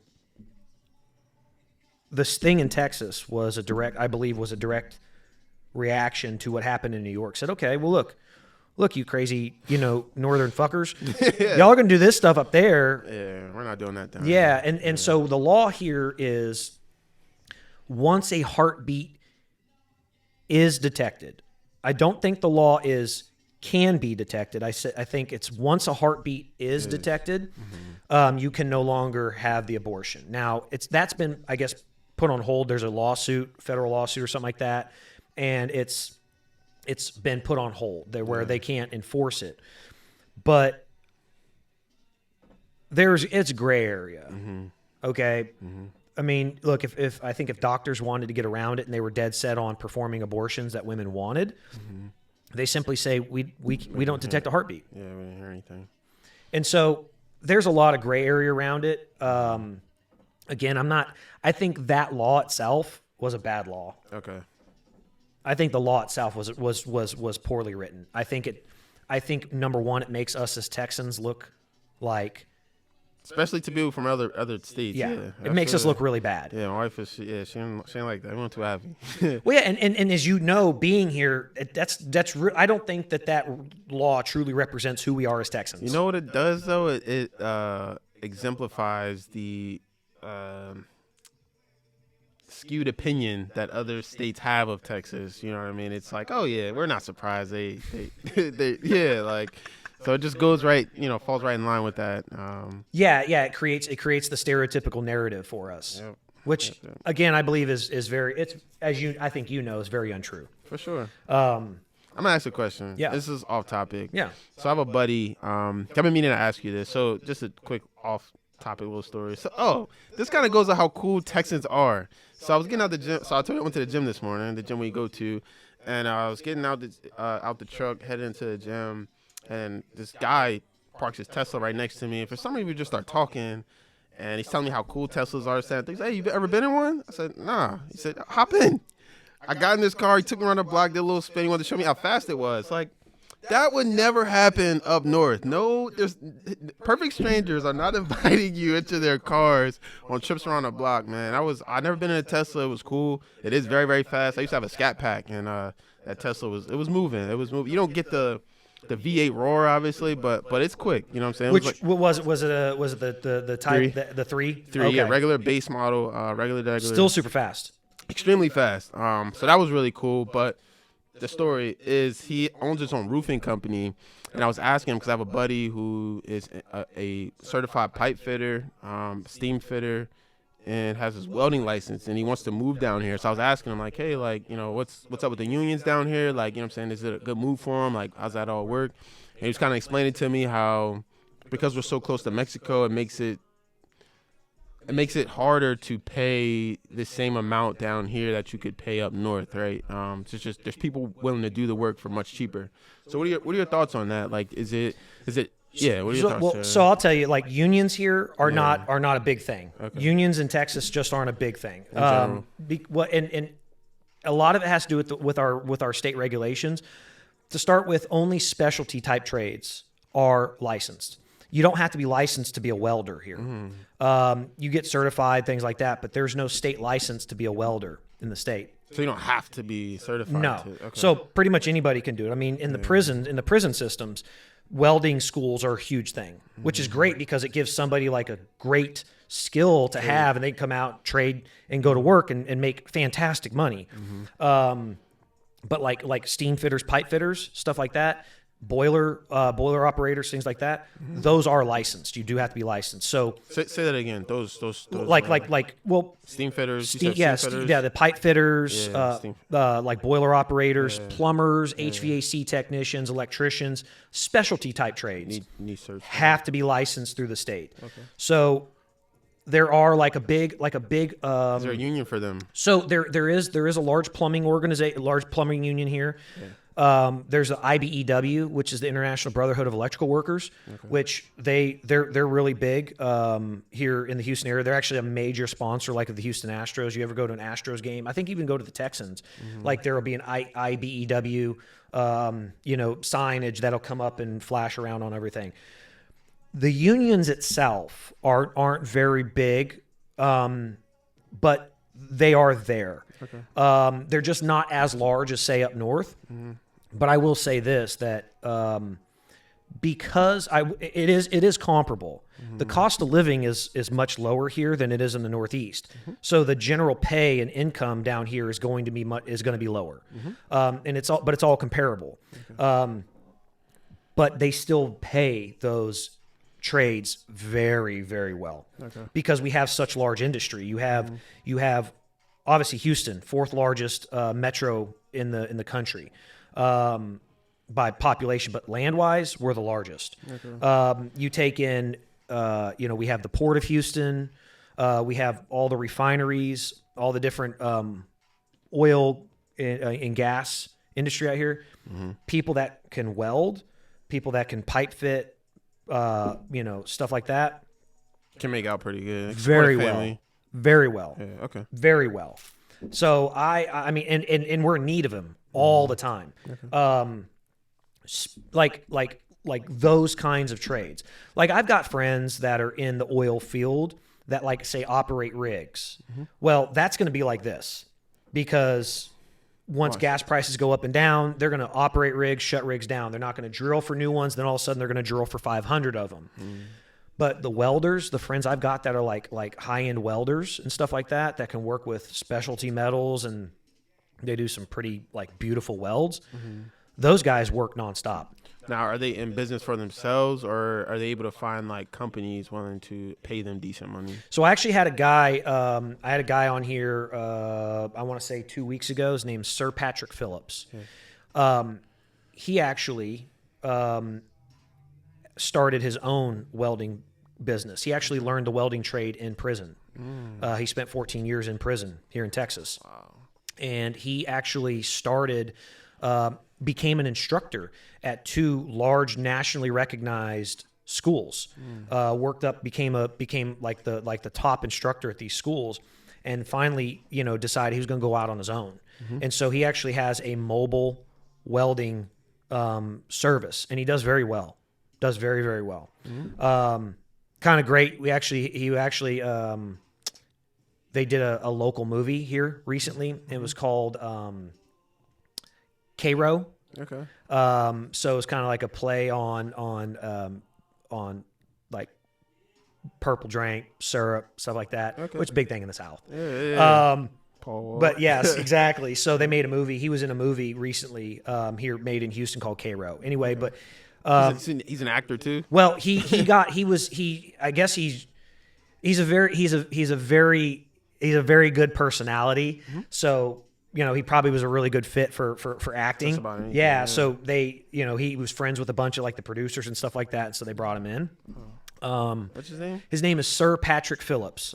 Sir Patrick is one word. Okay. Wouldn't have known that. Yeah. Cool story. I mean, great story behind it. But basically, when I always talk to him, I was like, I love it because he was actually raised by his grandmother, as well. From here in Houston. So I mean, hey, the differences around the world aren't we're all the same. For sure. Yeah, happens everywhere. But I always tell him, I was like, man, your parents were the smartest people out there. Like they made sure you were going to be called sir. Sir, yes. No one's going to disrespect you at all. You're going to be called sir the entire time. And I'm going to be called Sir Patrick. Sir Patrick. Sound like like he's knighted, But yeah, so he's there, and then we have another buddy of ours, a guy named Roderick Hearn. Same thing. Learned the welding trade in prison. Came out. He'd spent 12 years in prison. Came out, started a welding business in his mother's garage, and just worked and grinded. And over the last. Is he still doing it? Oh yeah, now he's got a big shop where they prefab. They do prefab now for a lot of big stuff. He actually has a small steel yard that he actually supplies steel out of people. His ads are on my Facebook page all the time. It's called Iron Rod. That's what he for Roderick. So, but yeah, so I mean, the welding down here, I know. I've never met anybody here in the Houston area in this market that had that welding trade, that was skilled, that couldn't find work. I've never met anybody like that. And I don't care about the background. I just told you about 2 guys that spent 12 and 14 years in prison, felony backgrounds and everything, and they're out there killing it, living an amazing life. Okay. So thank you for that. Yeah, Yeah, I recommend anybody, except for if you're from California, you want to be assholes. Those guys can stay down there. Mm-hmm. But no, anybody should come to Texas, man, because that's my mindset, man. Yeah. our economy here is great. The booming. people are, you just can't beat it. You can't beat it. Like, people ask me, why Texas? And you can almost not really put it into words. You just got to come. You just got to come. You got to visit, spend some time, man. You will see. So are you doing like, you have an engineering degree? Yep. Did you come down here would you move down here with a job, or you transfer, or you were able to have your job come with you, or? Absolutely. Great question. So I used to work for a pharma company in Philly, and I left that job and started working for another one in upstate New York, actually. And it turned out to be 100% remote, 100% remote. So like at first they were talking like, like in a few months we might have you, move up here from Philly, come up to upstate New York. But that ship sailed, because of COVID, obviously. And start talking to my wife. I'm like, hey, like, I'm kind of home all day. Like, maybe we should just go back to Texas. Like, you know what I mean? She's like, she was just with it. You know what I mean? She was with it. It took some conversation, right? Because she's a lot closer to her family than I am. But yeah, she was with it. We loved it. So, fun story. We lived in Dallas for a year, like 2017, 2018. Same thing, right? Trying to grow our fitness brand. And then we had little man, so we're like, all right, let's go back, be near family and all that. But yeah, we regretted it almost instantly. And not there's anything, I love family, but you're happy where you're happy. You know what I'm saying? And we felt so at home here. We're like, we gotta do it again. And then we chose Houston because it's just warmer, and we wanted to see a difference. You know what I mean? And be closer to water too. So in Jersey, we have obviously beaches. So you got Wildwood, you got the beaches, so you can take a little short trip. So here, I've not heard the best things about Galveston Beach, but at least there's some water. It's like, no. There's some water. Like, you're not so landlocked like Dallas. Yeah. There's something there. So Galveston's literally the asshole of the Gulf. No one speaks highly of it. No. Like, yeah. Well, because, so we obviously have the bayous here, right? Mm-hmm. Everything around here eventually drains into the Port of Houston and goes out into the Gulf of Mexico. Okay. So all the creeks, all the tributaries, everything drains eventually out to the Gulf from this area. Well, also the way the Gulf flows, so it kind of goes east to west. Mm-hmm. It flows in this general direction. So over in Louisiana, in New Orleans, you have the mouth of the Mississippi, which is massive, mile wide, 2 miles wide. Mm-hmm. So you have all of this dirt, all of this, everything coming out, the silt and everything that's constantly coming out of the Mississippi, and it's going to the east, to the west. Mm-hmm. Well, once it hits Galveston, that's like a wall. Mm-hmm. It's not like it's going to curve down because it's the craziest thing. You go down to Corpus Christi, which is like 6 hours south of here, or something like that, and then or go down to South Padre Island, which is right down there by the Mexico border. Okay. They're white sand, blue water. Crystal clear. So basically what you're telling me is Galveston it's not the ocean. I mean, yeah, it's the Gulf of Mexico. Yeah, it's not the ocean. Like, you're not getting, like, it's not like Wildwood where you have that, wide open. Okay. No, yeah, you're in the Gulf. You're in the Gulf down there, and what ends up, everything is pushed right into it. Yeah. So, and it just kind of sits there. And it just gets caught in this, and so we have brown water. So you wouldn't get in it? No. I mean, it's just dirt. Okay. I mean, it's fine. I mean, it's not like you're going to come out covered in dirt. Toxins. Nothing like that. But it's not blue, pretty water. Yeah. But every once in a while, and it doesn't happen very often. We had one time during the summer this year where the water went completely blue, where it was like, and what it was kind of funny is because the reason like part of Florida and the like the Alabama, Mississippi coasts are like so beautiful with the beaches and stuff like that is because there's this constant circulation that pushes the water away from them, and it's circulating it out, pushing it towards Texas. Fresh water. Well, what happened at some point, the water stopped circulating. And so there was like these dead zones all along like Florida and Alabama and stuff where their beaches and water was turning to shit. And then all of a sudden ours went blue. And so it was great. It was great for like a week. Ours was blue, and then theirs was getting like really super nasty because everything started flowing back that way or not flowing out of it. Yeah. So everybody was like, hey, great, for 1 week. Yeah. But if you want to get if you want to go to like some, I mean, Galveston, yeah, you got access to it. You got Jamaica Beach, you got Crystal Beach, stuff like that. Is that all near Galveston? Yeah, on Galveston. Yeah, Stewart Beach. Okay. The Pleasure Pier is really cool. Okay. That's the same area. Yeah, it's all Kemah, Pleasure Galveston, all that stuff. Is it like a boardwalk? Yeah. Okay. Yeah, the boardwalk. Yeah. So there's you have in Galveston you have what's called the Pleasure Pier, which is like a boardwalk. You walk out there. There's restaurants, there's shops, there's arcade games, there's roller coasters, stuff like that. The same guy that owns that, Tillman Fertitta, who owns the Rockets, he owns Landry's Corporation. There's a single guy who owns these piers. You're saying? Oh yeah. Wow. His name's Tillman Fertitta. Say it. Tillman Fertitta. Tillman Fertitta. Okay. So kind of like, you know much about the UFC? A little bit. Okay. So the brothers that own the UFC, their name, along with Dana White, their last name is Fertitta. Okay. I think it's Fertitta or something like that. Whatever. They're not related, but the same name. Tillman actually is from Houston, started his business by doing secondhand clothing, women's clothing shops on the southwest side of Houston. But they were high-end clothing shops. So he would actually go and buy these like high-end dresses off women that, you know, really wealthy women in the Houston area buy them, and, you know, where it's like a $5,000 dress, he would buy it from them for like $200 and then resell it for like $1,500. So you're still getting a $5,000 dress for nothing. Yeah, lightly used. Yeah. They're not wearing them. You know what I mean? They're not wearing them every day of the week. You know. Exactly. Yeah. So that's how he actually started. Well, he actually ended up buying this what's called Landry's Corporation. He bought the Landry's Corporation over time. That's a hustler start right there. I'm sorry. That's so left. Like, it's so left. That's crazy. Literally from the ground up. Yeah, and it's not even like a traditional ground. It's a new. It created its own ground. Like, it took off. It's not like you were an entertainer, you were an athlete or something like that, and then just repurpose your money. Like no, like he actually took something and was buying it off people and reselling something that wasn't there before. Yeah, I never heard of that. That's crazy. High end secondhand women's clothing shops. Wow.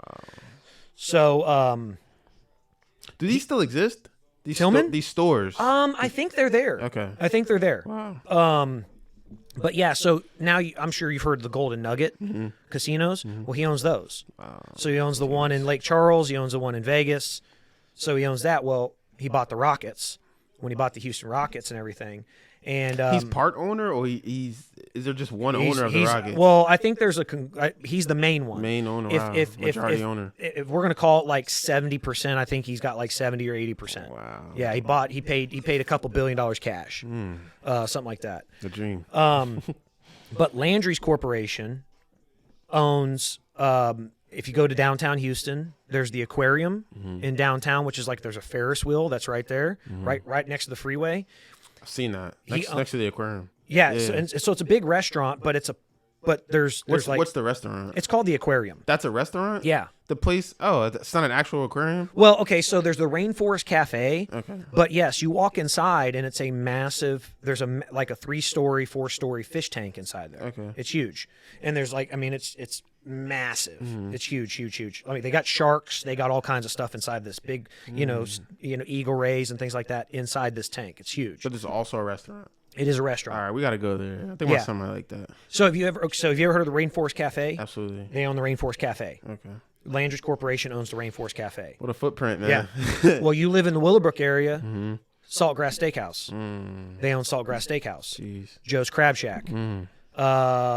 They own. I think it's Vic and Anthony's Big Steakhouse. That's the high-end steakhouse for them. They own that as well. On top of Landry's Seafood. Stuff like that. They own a whole bunch of stuff. So in downtown, it's called the Aquarium, which is a huge park area where, like I said, there's a Ferris wheel and there's little roller coasters and kind of like carnival style stuff. But it's right there in downtown, right next to the freeway. Great restaurants and shops and everything. Pretty cool. Down in Galveston, he owns what's called the Pleasure Pier, which is like a boardwalk. It's a massive pier. So after Hurricane Ike hit Houston on September 13th, 2008. We had this massive pier that went out into the water, and there was a hotel on it. Well, the hurricane came in and just destroyed the hotel. So they tore the hotel down and they repurposed this massive pier, and they built the pleasure pier on it. A little further up the road is an area called Kemah. And Kemah's where all the wealthy people who want to be by the beach go and don't want to have to deal with tourism of Galveston. You know what, man? So our waiter yesterday, so this is a crazy story, not to take us off your story. The waiter was like, so we're at this, what's it, Pierre Steakhouse? What's it called again? Perry's Steakhouse. So it's a beautiful place. And we're like, yo, this is really nice. She's like, yeah, man, sometimes helicopter. So a helicopter flew overhead. She's like, oh, yeah, like, so we were all, my son was like, oh, helicopter. And she was there. She's like, oh, yeah, sometimes they land. She walked away. Like 45 seconds later, chopper landed. And she's like, yeah, people from Kemah, like, they'll sometimes fly in and land. And I didn't have any idea what that meant, So now I understand what she meant by Kemah. I guess you're saying it's a high-end area. Yeah, if you go south on like I-45, you're going to go into an area like NASA, where actually NASA is. Have you guys been down to NASA yet? Actual NASA, no. Okay, actual NASA. Houston, we have a problem, NASA. Exactly it. But yeah, the Johnson Space Center, that's where it's at. You go straight south, go I-45, you'll hit NASA Road 1. You can go down and see NASA. Now, like, when you say go down and see, like the same way you would go to like an aquarium, like people can go and kind of like tour the joint. Okay, they'll let you in. Oh yeah. Okay, wow. Now because of COVID, you actually have to like you schedule, like buy a ticket or something. Exactly. Yeah. We used to, it just was open. Like you show up, everybody walks in. Now you got to pay to do it, but you just whatever. You could literally go see the control center. You go see the hangars. You go see some of the testing areas, because all that was done here in Houston. All the testing, all the high-end, because we have Ellington Field, which is a big Air Force facility right down the road where they would fly. The test pilots would fly rockets and planes and stuff out of Ellington. Okay. But NASA, it's legit. Houston, we have a problem. Is it? Yeah, that's awesome. Is it outdoors? A lot of it is. Okay. You can, and it kind of sucks. When they retired the space shuttle, they sent it to New York. They didn't even send it here. So we have a replica here. We don't even have the real one here. There is a replica space shuttle here in Houston. There's a couple rockets that were early on used with capsules in them and stuff that you can go in and tour inside the rocket. I mean, they're massive. But yeah, you can walk all around it. A lot of it is outside, but like I said, you get to go inside the hangars. You get to walk through where like the control center is, and it's this massive, massive room, just like what you see on TV in a movie or something. It's insane. Yeah. But that area down there is like Clear Lake, League City. Right next to that is where Kemah's at. Okay. And like I said, it's where I would say wealthy people who want to be on the water. In or around Houston, but don't want to deal with all the tourism of Galveston. That's where a lot of them live. When you say the water, you're still on the Gulf. You're not. Oh, yeah. It's not the pretty. It's actually prettier water than if you go to Galveston. Oh, it is decent water. Okay. Yeah. All right. Because for whatever reason, Galveston Island itself just gets hit with all the shit. Yeah, gotcha. So if you want to go see, but then again, in Kemah, is the beach private? No that area. Okay. Gotcha. Go out there. You want to fish on some canals. You want to walk out to the water. There's plenty of that out there. Okay. But Kemah itself has the Kemah Boardwalk, which has, again, you go out there and there's restaurants and there's shops and there's roller coasters and there's a big Ferris wheel. It's great for the kids. And kid rides there and stuff. Yeah. That's what most of it's oriented around. It's not like huge roller coasters where kids. Most of it's oriented around kids that are like 5 and under can ride them a lot by themselves and stuff like that, or with with an adult. Right, so check that out. Yeah, you should, man. It's a ride. It's south, but So anyway, you're working for the pharma company. Yeah. But the way we met. It's kind of funny. We were in the locker room and I saw your backpack and I asked about your backpack and I thought your duffel bag was badass. So back up on that a little bit. Before you went, did you ever serve? Yeah. So I'm in the National Guard. Mostly it's just you just drill 1 week in a month and then 2 weeks in the summer. That's actually something I'm still working out. Got to find a unit down here in Houston. But yeah, I'm still in. Yeah. Okay. Yeah. All right. Yeah. Because I mean, that's actually how we started talking. Was I saw your bag and we were talking about the Molly rigging and everything, and headed off right there, man. Yeah. So at that point, so you've mentioned a couple times you and your wife are trying to build like a fitness brand. Sure. Mm-hmm. What's that about? So we just at some point want to open our own gym, right? I have my own coaching program as well, where I coach, right now just 10 to 15 guys.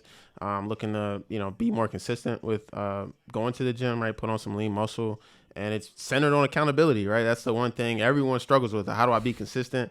Right. So we have these group coaching calls and one-on-one coaching calls. Right. So it just helps. You know what I mean? Yeah. Helps guys get results. You do a lot online? Is it mostly online? It's all online. All online. All online. Okay. Everybody just got to do like daily check-ins from the gym. If you don't send your picture from the gym that day, I'm calling you. Yeah. I'm calling you. Yeah. So yeah, we're on top of you. Yep. Good. So, your wife's involved in that? Yeah. So she helps with. So she's a certified trainer. Right. She helps with the meal plan. She helps with all of it. Honestly, she is. I would be nothing without her, man. Yeah, she's a rock star too, man. She's the backbone. For sure, absolutely. Man.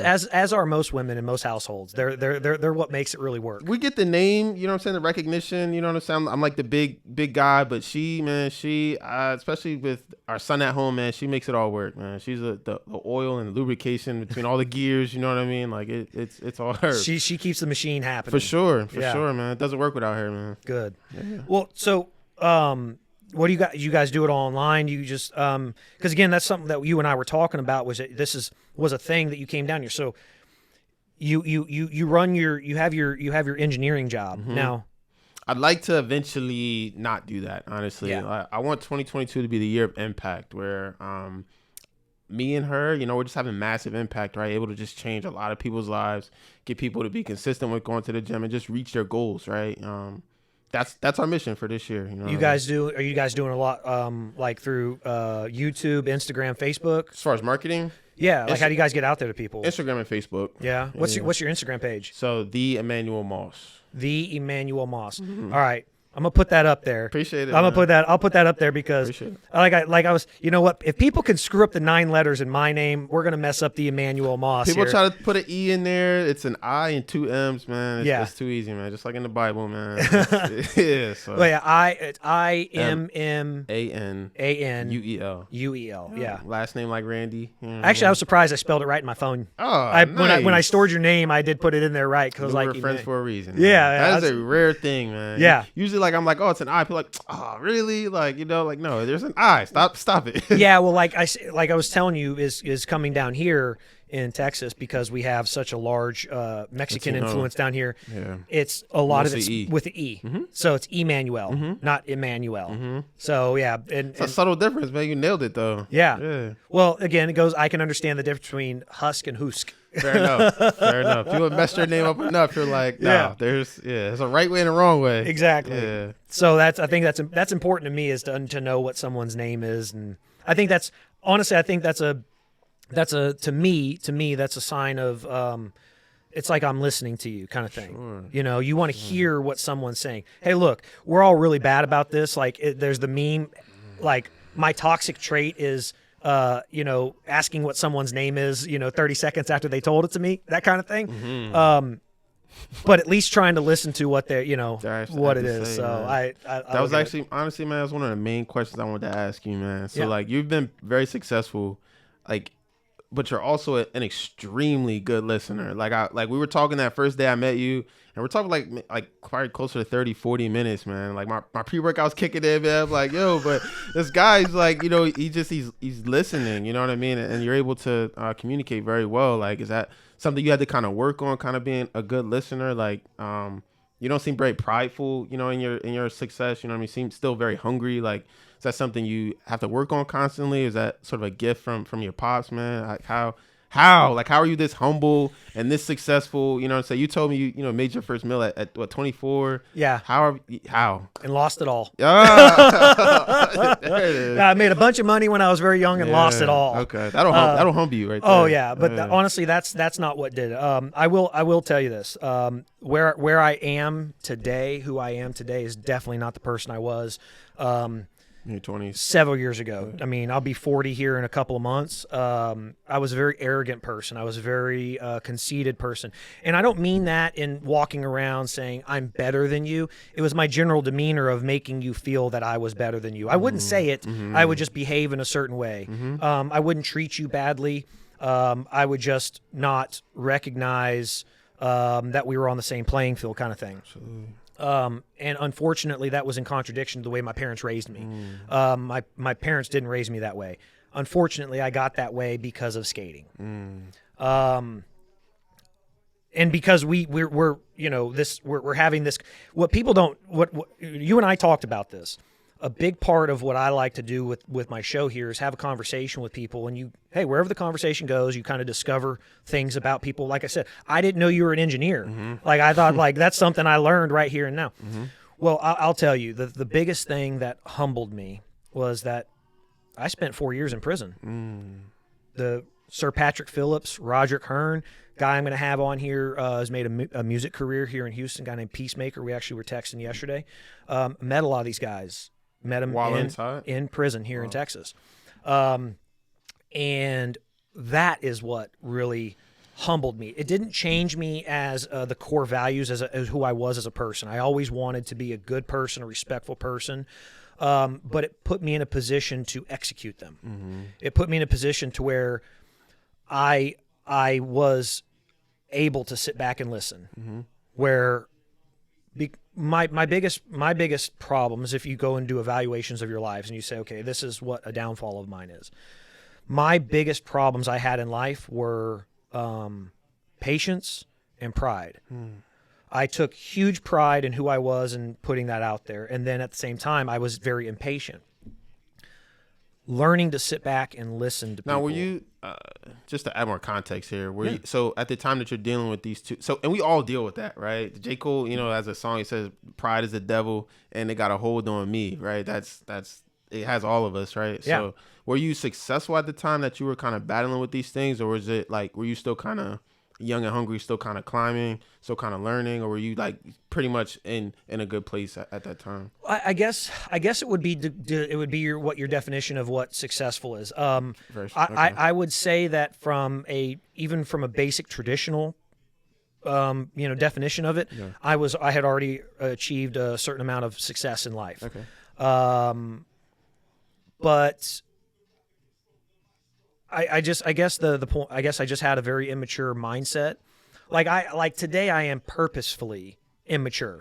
Like I can run around with my friends and we can be goofy. At 40 years old, we can still act like 12-year-old boys and just and crack jokes. Like we're sitting over at his house last night and like I leaned over and I farted and we both start giggling like we're 12 years old, I guess you could, it's purposeful to be immature at this point. That was one more thing, man. That's like especially funny to me now because my son, he's like almost 3 and he'll do that. Like I tooed it, you know what I mean? Like you never want to lose that. There's no reason to lose that. Like as you grow up and become a man, like you can laugh and have a good time with things. You don't have to be so serious, So I'm glad you do that with your friends. He's like, I tooed it. Absolutely. Like I'm on group chats with several of them, and we're constantly just making jokes and trying to be, because we live in a world that especially right now is very stressful. Very rigid. So try to keep it kind of light and fun. So the growth at that point was it was required for me to make that transition in my life, to be able to take my life to the next step. Again, I think had I not gone, that I would not be able to have been able to step into the role that was thrust upon me. I don't think that I would have listened to the team. I don't think that I would have been able to watch. It would have been simply, I'm doing this, shut up. And that doesn't work. Not for the long haul. It's an old school sort of style of leadership, and I'm in the military, so obviously like a lot of leaders lead that way. But the new school is a style of servant leadership. And I noticed that about you, right? Just that you've been so successful, and like you were taking that time to kind of chop it up with me. Somebody you just met, right? Like, and your time is very valuable too. I know it is. So I'm like, how how? Like, that's so, it, man. That's yeah. honestly it. And look, I'll tell you. Look, we live in Texas, and I grew up here in Tomball. These are just the facts. I grew up here in Tomball. I traveled the world as an athlete. The two people I looked up to the most is a guy named Stephen Carter and Keith Turner, both black men from the Northeast. One in Pennsylvania and one in Virginia. They were sprinters. So me growing up here, I had this connection with these black men as role models for myself. And so I didn't see the world kind of the same way as maybe somebody here in Tomball would. Yeah. But like I graduated, for example, with six to eight black people in my class. We graduated with a class of nearly 1,000. And there was only like 6 or 8 black people in our class. So culturally, I'm still not deeply, I didn't live, like I ran into Keith and Steven at events, and they were great individuals. They were great role models. They talked to the younger guys. They talked to us. And when we were competing, they were very fair and very generous to guys like me. And so mad respect for these guys. But culturally, we were not around each other all the time. We didn't live similar lives. For sure. So when I went to prison, 60% of the population in Texas prison systems is black. They're black men. And so where they put me, I got put on a trustee camp, and they tried their hardest to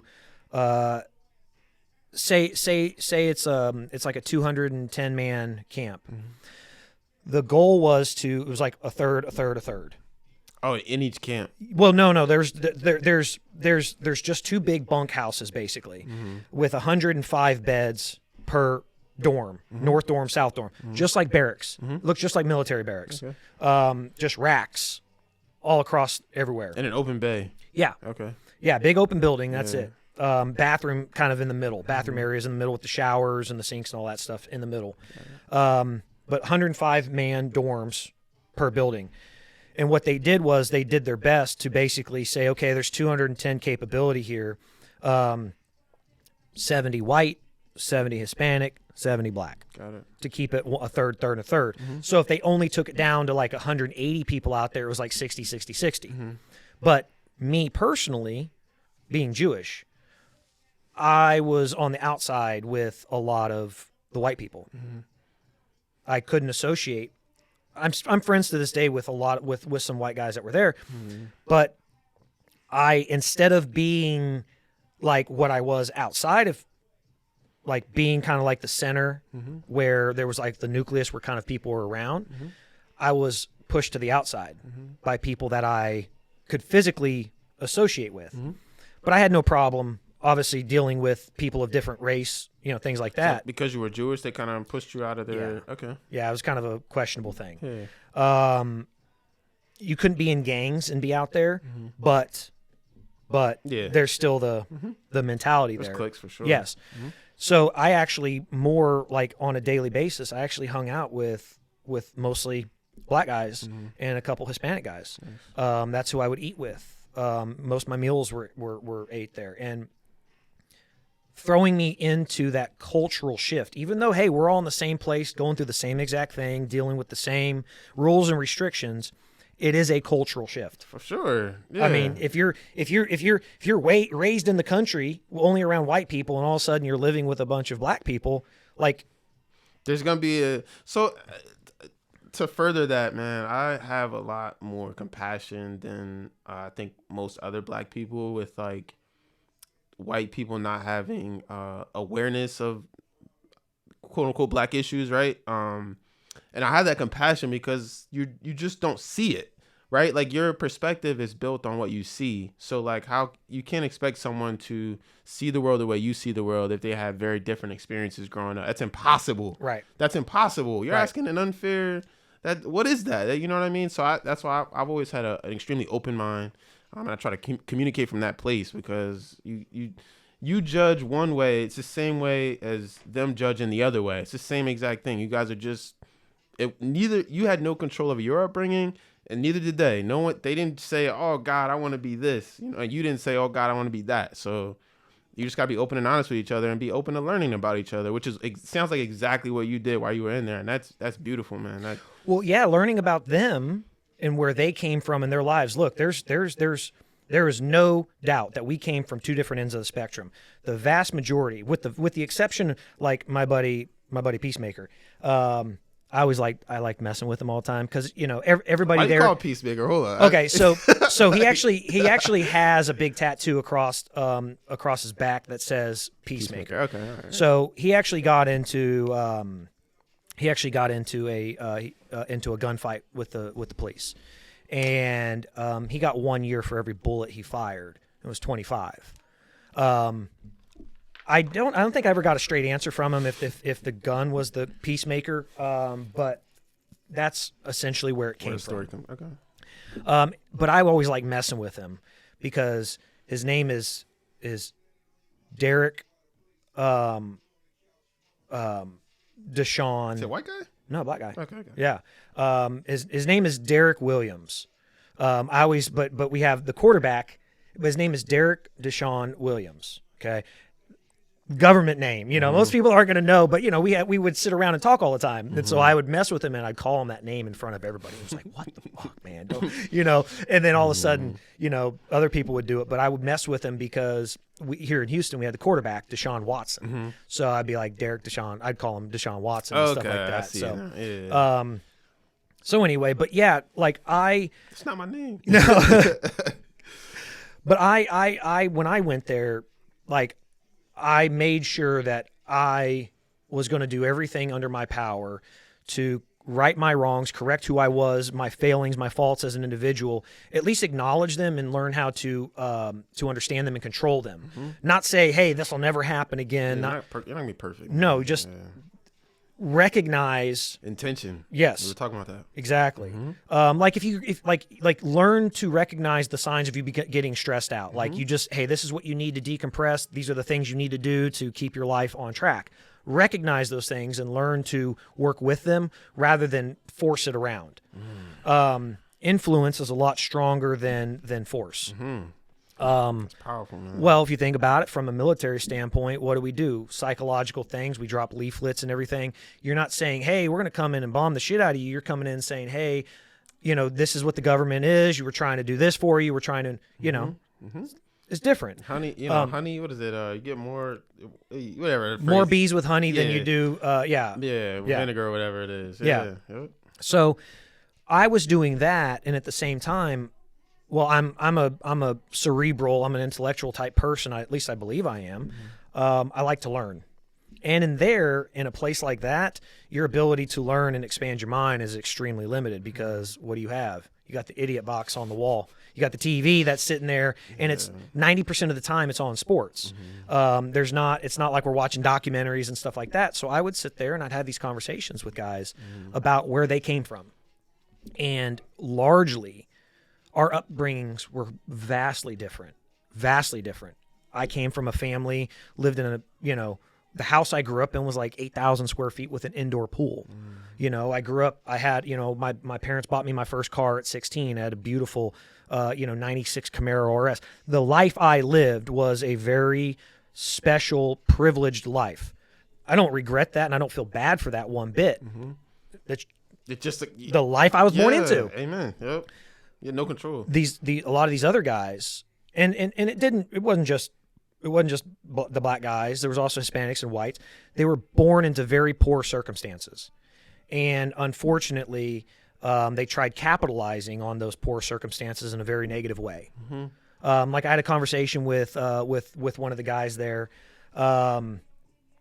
What he always talked about was how he always about his community, about bettering the community.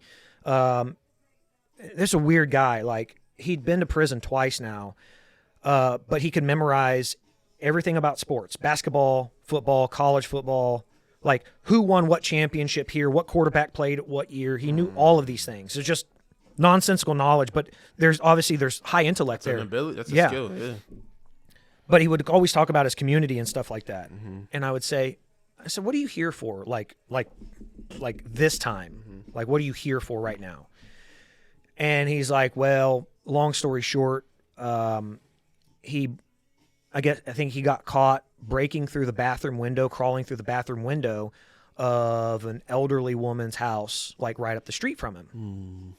And I said, so you're here because you were robbing your own community. Not only were you robbing your own community, you were robbing an elderly woman that probably had very little to begin with. Right. She's probably in her 70s. You don't get much out of that anyway. Yeah. I said, and you want to, like, that's your mentality of helping your community. And I guess it never been put to him that way. Perspective, man. It was all about, he never thought about it that way. He just thought about, this is what I got to do to get mine. I'm like, well, no, your job is to sacrifice. If you want to help your community, you got to sacrifice for community. I'm not saying, hey, go rob from a richer community. I'm saying what you want to do is not rob at all and get out there and do work. And then whatever you can, as far as the extra money you have, give back to that community instead of taking from that elderly woman, maybe help buy her a meal. That's giving back to the community. That's not just giving back to your wife and your children. You're giving back to the greater good of the community. You're helping out that way. So that perspective. And so now he's actually out. He's doing well. Came out, before he would never do a manual labor job. Started out doing like working on a trash truck. He was the guy on the back, picking up the garbage cans, throwing them in. Worked up to driving them. And those people do very well. Yeah. Yo, that was the other thing I was gonna say, man. They're not broke people, man. No, they do very well, especially like places like in the Northeast. I mean, waste management is huge. Yeah. Not just the corporation, but just some of them have their own business that do that too. Yeah. Well, and down here, it's not regulated, so there can be, in a lot of places, like in this neighborhood, we have the HOA has a contract with one trash company. But where I grew up at, it was not regulated. So you could, on any given day, you could have 3 different trash companies coming through there picking up, because people are paying contracts. It's not like paid through an association. Gotcha. So yeah, you got a whole bunch of waste, hauling. Yeah. So it's different, but but you said something, man. I don't want to get too far from it, man, because something that came up recently, you said no one had explained it to him that way, right? Like something that was, to you, common sense, and just naturally kind of came out of your mouth and out of your spirit. To him, it was like Chinese. Like, you know what? And I think we get into this mindset where we judge each other, right? Like we say, like, you're doing something a particular way or for a particular reason, and you're dumb. Like, there's a better way to go about it. Why aren't you doing it this way? And a lot of times, man, I feel like 80-90% of the time, people just don't know a better way.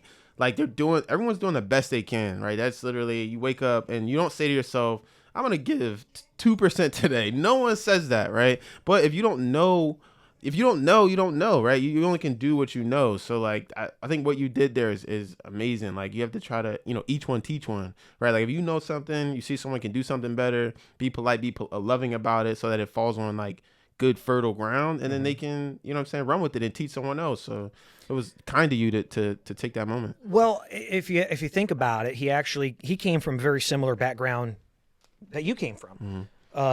He's actually raised by his grandmother. The difference is that where your grandmother probably played a very hands-on role, put you, made those efforts to kind of put you on the right track in the right place to do these, to put you might not have lived in a better community. You might not have had, any more access to resources than him, but your grandmother made sure that these things were done. I think in his scenario, like, he was thrust upon his grandmother as well as maybe some other siblings, and she might have been overwhelmed, and she just couldn't put those kids in the right direction. So some of them kind of went wayward, things like that. Whereas my buddy, Sir Patrick Phillips, raised just like you, raised by his grandmother. His grandmother, he went to Catholic school, went through all that stuff. Same. Very, very, very good upbringing. He got mixed up with the wrong people when he was 19 years old. People don't realize how easily that can happen. That's not like it's not like you wake up and you make this, like, very conscious decision. Like, it almost snowballs on itself, right? Like, that's, so you have to be intentional. That's a very serious thing, to be intentional, man. Yeah, you got to pay attention. Unfortunately, in today's day and age, you got to pay attention who you associate yourself with, who you bring around, things like that. In his situation, he got into the car. He was helping move some stuff, and he got in. I mean, it was like furniture, and he got into the car with a guy who was, I guess, apparently carrying drugs or had a warrant out, and just got caught in the wrong. Yeah, it was there was a lot that was going on there. So, kind of, and it threw off his life for a long time. And I would say, unfortunately, he got caught in the system where the system's not very fair to certain people. He didn't have the ability to pay for a high-end attorney, which, again, I can be as jaded as I want and say, you know what, everybody's responsible for their own actions, but I've been through that system, and I can tell you that they are going to fuck you. Like, if they have the possibility to pad their numbers to convict this person over this person, they're going to do it. And if they can get more years out of this person and still maybe get a conviction, but this person over here only gets like a year or 2 years, but this person gets 20 years, well, aggregate, they got 2 convictions with 25 years put together versus, all this other stuff. It looks better for... So I've been there and I see it, and unfortunately it does not favor a minority. It doesn't. I mean, that's how you end up with 60 to 70% of one race inside of a prison system. Yeah, I didn't know that. And it's not exclusive to a place like Texas. I mean, it's the same way in California, same way in New York, same way. That is what it is. Higher in some areas, really. Yeah. I would probably say a place like New York, LA, stuff like that. I would say minorities are probably make up like 90% of a population like that versus a place like Texas. It's it's high regardless. It don't matter. Still high. Yeah. The federal prison level is extremely high because people got life sentences for having weed, marijuana, stuff like that. That's ridiculous. I mean, I met a kid that, man, this dumbass kid, his first name started with an M. He only got sentenced to like 3 years or something like that, but it tells you kind of the disparity. He was half white Hispanic, and he had take this shirt off. Yeah. Man, look, Superman. Black Superman coming out. Look at that shit, dude. You're fucking huge, man. Big dude. He was like half white, half Hispanic, and his first name or last name started with an M, right? And he was selling weed. And so what he started to do was he was packaging his little weed, bundles, whatever, and he was putting an M, like from the Monster M, on this. Yeah. Well, and it was on his binders. It was on this. Well, he eventually put it on his mailbox at his house, put the M on his mailbox. Well, he got caught with like 20 pounds. A couple huge bales of marijuana. He thought he was playing a video game, man. Yeah. But he was he was in high school and he was dealing this out. We got like 3 years for having that much marijuana. That's a lot. Like 20 pounds of weed is a lot. People don't realize how much that is. Yeah, that's a lot. There's people in federal prison for life. Now, I don't doubt that having a different race probably would have played a factor in some of that. If he wasn't a good student with also a kind of a decent home life, there probably would have been a bigger sentence for him. And I think he only did like a year. So it's your opinion that absolutely is a factor? Yeah, I don't see, and here's the deal. I don't believe that there is institutional racism. I think that in itself is an oxymoron, because institutional racism implies that all institutions, the whole system, is racist. I don't believe that that's the case.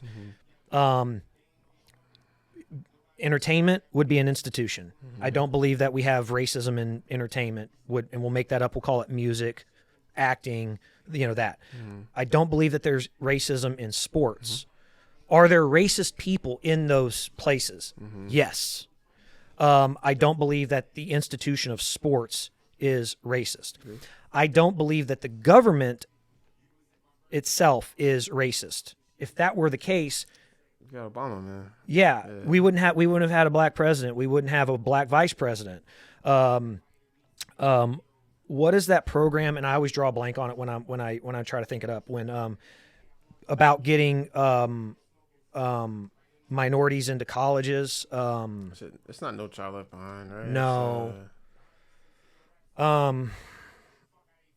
It's kind of older. Yes, an older program. Here, I don't know how I'm going to type this in. Yeah. This might come up bad. Oh my goodness. I'm trying to bring it up, and I can't. I know what you're talking about. Anyway, you know exactly what I'm talking about. Yeah, where it's to help minority children. It's sort of the goal is to equal the playing field. Right. That's the goal there. Yeah. And at the same time, unfortunately, what it does in a situation like that is you can take somebody who says, okay, if the score is 100, you take somebody who is a minority and say they got an 80. Well, somebody who's we'll call them white is on the border and say got an 85, but because they're outside of that top 10%, they get disqualified even though they have a better score than say the minority that has an 80, but the minority gets in, which I believe that there should be some opportunity, but if we're looking purely at a value system of the best person wins kind of thing, it kind of goes back to your original point too about the morals and just having a system of responsibility and ownership, I guess too. That you take away some of that ownership if you shorten the goalpost for a particular group of people. Right. You know what I mean? Right. Well, if we go back and look since, like, say, the George Floyd situation, obviously horrible situation. What the cop did was fucking wrong. Trying to justify. Let's put it this way. George Floyd was not a good guy. He had done some very bad things, but that doesn't mean he deserved to die. Right. What the cop did is fucking wrong. Like he went way overboard. There's no question about it. Yeah. There are people that try to equalize and justify what happened to George Floyd based on his past or based on the fact that he had fentanyl and other things in the system at the time, saying, oh, well, he probably would have died anyway. It's not the point. Yeah. The cop did wrong. Just fucking wrong. Yeah. there's no, you cannot justify. There is right and wrong. You can see it. Yeah. Right. But what I think you started seeing from that point, the goalpost of responsibility or respect, we'll call it respect for, say, police officers, was shortened for one group over another. You started seeing emboldened reactions to police officers from black individuals. You change that goalpost for one group over another, it creates an automatic disparity. And there's going to be, it's just like physics. It's a domino effect. There's going to be an equal or opposite reaction to that. It's nature. Push back. It's nature. And so it kind of, but it's that web of stuff we talked about earlier where this happens and this happens and this happens, this happens. And eventually the goal, we all have the same goal, right? We all want to be in the same place, same time, happy, loving families, making good livings, taking care of, everybody and having a good time in our lives. We all want that goal. But because the way our world works, nobody starts in the same place and nobody has the same life experience all the way through. So you try to work it to this way to where there's that balance. So you try to have it. You try to make sure it happens. But unfortunately, we have come into a knee-jerk reaction world. I say this all the time. I actually had this conversation the other night. Trump is a direct response to the culture of the United States of Obama. Wow. Obama is a direct response to the cultural environment of the United States from Bush. Bush is the result of Clinton. Okay? And it really started there because prior to that, I mean, we didn't have social media, we didn't have widespread communication. And so I think it started really with Clinton because you look at Clinton in the early 90s. Prior to him, it was Bush, it was Reagan, it was Nixon, stuff like that, Carter. The widespread information wasn't really there until really Clinton came in. And all of a sudden, the president was no longer just the president of the United States, most powerful. He was becoming a celebrity. It was about, the sexualization of him and Monica Lewinsky. It was like this huge thing that was put out there, his personal life, his personal experiences. All of a sudden, he's now a celebrity. Which, like, you go back and, like, I bet the presidents of old were not the most stand-up individuals. No. You know what I mean? Like if you dig into their personal lives a little bit, you uncover all kinds of stuff. They're probably doing a lot of stuff. A lot of worse things too. So like you said, just the spread of information, we're just aware of so much, and then we just judge, right? Yeah. So like you said, but that's what happens. You make that judgment and you say, okay, I don't want that. I don't like this. I want to change it. So Clinton was there. Everybody was tired of the scandal. Automatically, Bush comes in. He seems like a much safer choice. Obviously, we get caught up in 2 wars. We go through a lot of years of bullshit back and forth and drama. The country says, I'm exhausted by this. I'm done. I'm fed up with it. We want a change. Obama. Obama comes in. He's a bright shining face. He's intelligent. He's articulate, educated at the best school in the world. Law degree. Exactly. Harvard law degree. He was a senator. Okay, he's got the full pedigree to become president of the United States. Perfect time to put the first black president in. I mean, I personally think it should have probably happened years before, but great time for it to occur. You have Obama in there, and that's great. And all of a sudden, there's this huge cultural shift of, all right, you're doing the same exact shit that fucking Bush was doing. You're just doing it to a different party and a different group of people. It's like this pandering. So what do we do here? You start going back and forth. The country gets tired of it. The country says, fuck this. We want to change. The complete opposite of that happens. Huge. The 180. The 180 of it. Jeez. Trump comes in. And Trump says, hey, look, I'm not going to take anybody's shit. I'm not going to, you know what? I know how to run this. The country's just like a big corporation, and this is what I'm going to do. Oh, man. Being in business, being a business-oriented person, I loved his approach. But he kind of managed by fiat. Or not by fiat. He managed almost by, I don't want to say dictatorship, but he kept his own counsel. He believed he was smarter than a lot of other people. And if he would just kept his fucking mouth shut.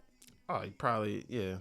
I think he'd been reelected, honestly. Oh, yeah. I don't, look, I'm not the kind of person that says, hey, your tweets hurt my feelings. But I do firmly believe if Trump just would have kept his mouth shut and not, even leading up to the election, hey, just pick the last 6 months leading up to the election and cool out. And just don't say anything stupid. Yeah, he couldn't help himself. Yeah, but you couldn't. You know, he just, man, I'm bigger than life. I can do this.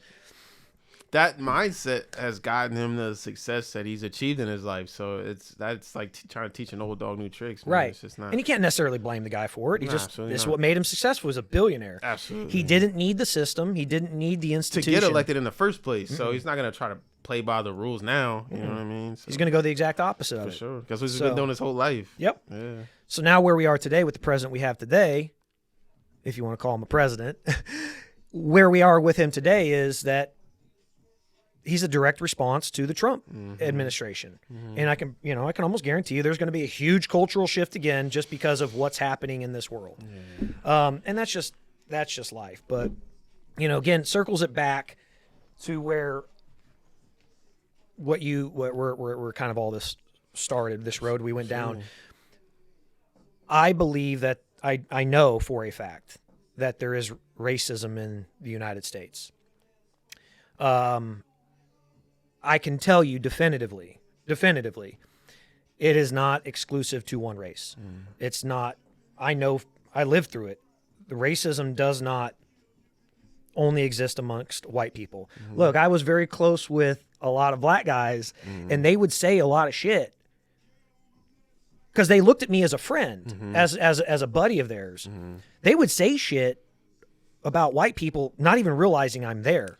This is what I guess this is the point I was getting at with judgment, right? It goes both ways, right? And that's that mindset. And it's not to say more of a certain race doesn't have sort of an easier go at times, right? Gifted with certain opportunities that may not be present to others. But that I think that is out of their control, right? It's out of everyone's control, right? So you can only take the cards that you're given and make the most of them. Right. And it's that simple. So like, I want to ask a follow-up question, right? So there's a lot going on in the world, right? What are your thoughts on, like, I guess keeping everything that's going on in perspective with like a person's hunt for being successful? And obviously like what you define as success is different for, every individual, but most people don't most people are obviously not where you are, right? They're on a hunt. They're trying to build. They're trying to create, and you're trying to do the same, but maybe they're like quite a few steps back and still trying to do the same thing. I feel like some people get too bogged down by what's going on, right, with COVID, and then like getting vaccinated, not getting vaccinated, like feeling like their rights are being taken away. Everything kind of going on. I guess even like racism, right? What are your thoughts? Sort of keeping perspective and not allowing these events to fog up your brain and your path, right? And really just ultimately getting distracted and not having focus, right? Yeah. What are your thoughts there? Well, my immediate response goes to that is that you still live in America. Living in America, you've been born into privilege to start with. You have the equal opportunity that everybody else has. I think what most people get caught up is in their pride. If you start looking at, well, I'm this or I'm that, and that's why I don't have this or I don't have that, that's solely on you, because it's proven fact that it doesn't matter what color you are, where you're from, you can achieve success. Again, whatever that level of success is for you, it may be different from somebody else. I know teachers who are brilliant people, and they just want to teach, they want to educate, but their level of success is pretty much capped at, like, if we're going to do monetary success, it's capped at $60,000 a year. But they gauge their success based on how many lives they influence to become productive, healthy citizens in this world. Impact. Exactly. You look at someone in a business, their level of success may be gauged on how many people that they can employ, that they can build up a business and they can work with a great community. Okay. It can, then be somebody else who looks at it and says, how much money I make, the pure dollar at the very end of the day. That's the gauge of success. We think in society that is ultimately what we gauge as success, how much money you make. So if you start from that premise, anybody can get there. Anybody can make an absurd amount of money, no matter what environment you came from, what level you were born into. I think the problem that we live in a society today is that people get caught up in the small parts of it, the minutia, if you will, the things that you care about right now because that's all you know. But it's like a spider web of again going from here to here to here. You live in a world biblical. Let's take it biblical for a second. I'm Jewish, Catholic, Christian. Okay, all right. Is our Bible the same? Not to ask a very ignorant question. Very similar. We can go down that road here in a second. So the Torah is basically the first. It's the first 5 books. It's called the Torah. The Torah. Okay. Yeah, it's the 5 books of Moses. So okay. Oh, I love those books. Yeah. So it's Genesis, Leviticus, Numbers, Deuteronomy, and Exodus. Okay. So is that the order of them? No, I don't think so. Okay. I think I screwed that up. I was wondering if you guys ordered it. I think it's Genesis, Numbers. You got Exodus in there. Yeah, Exodus, Leviticus, and Deuteronomy. No. Yeah, I'm gonna mess it up. I can name the 5, but I'm gonna mess them up. I'm a bad Jew. I'm a bad Jew. I mean, I'm tattooed. I'm not even supposed to be tattooed. I know that. But if you look at it, okay, all right. Let's take the simple thing. Pork. Do you eat pork? I don't eat pork. Don't eat pork. I don't eat pork. Okay. You don't eat pork. Is it for religious reasons or health reasons? I would say not 90% health. And then if I just wanted to say like, it's like a prideful thing, like, you know what I mean? Like I would mostly health. Okay. Yeah. So in the Bible, no matter what version of the Bible you look at, it could be the Torah, it can be the Christian Bible, it can be the Quran. They all say you're not supposed to eat pork. All of them. You're not supposed to eat pork. Why? Pork is unclean. A pig is an unclean animal. Well, what were they doing at the time? Pigs wallered in shit. They laid in mud. They ate dead things. They were bottom feeders. They would literally scavenge and they would eat other dead things. So the thought process, at least man understood at that time, from that perspective, that if they're eating a dead animal that is rotting and stinking and has maggots and everything on it, if I eat that pig, then ultimately I'm eating what that pig eats. Okay? But today, pigs are treated very well. They have air conditioning. They're fed great food. They're generally not fed dead, things unless you're a gangster and you want to feed dead bodies to them. Would they eat a body? Oh yeah. Wow. A pig can chew through bone. I didn't know that. Yeah. Would they though? Oh, absolutely. It's like you put a dead body in a. Maybe not somebody like like farm raised pigs today. Yeah, because they're not used to that. Right, Okay, but generally pigs, like in the wild, hogs in the wild, they'll tear down anything dead. They you can put a human body out and they will ravage it. They'll eat straight through the bone, the teeth, everything. But apparently from movies and stuff I've seen, you have to actually pull the teeth because the teeth will get caught up in their digestive systems. Okay. So you got to pull the teeth. Jeez. Again, we're getting into we want to talk about dismembering bodies, I guess. But I know pigs are that capable. But today, pork is a very clean meat. It's a very clean meat. You're not eating a dead body. You're not eating dead rodents and chickens and whatever because you're eating a pig. It's a very clean meat.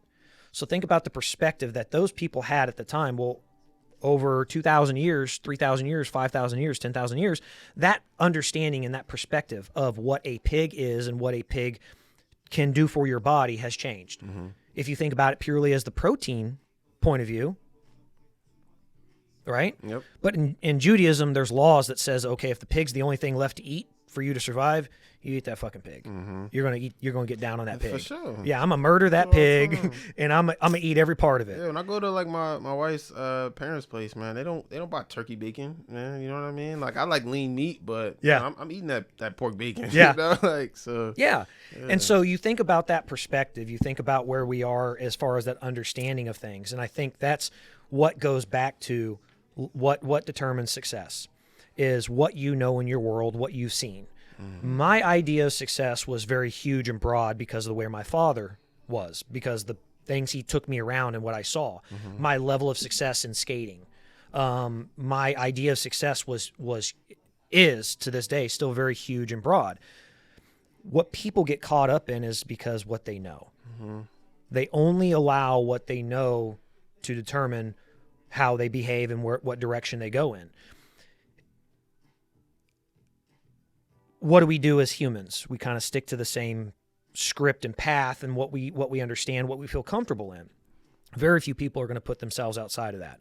That's why you see a large group or a large, much larger represented population of, say, black people within, say, entertainment and sports, because that's what a lot of them feel comfortable with. They go in that direction and they gauge, because you can be, gosh, look at the success you can achieve in those things. I mean, change lives, hundreds of lives. Your great grandchildren would never have to worry about stuff from some of these people.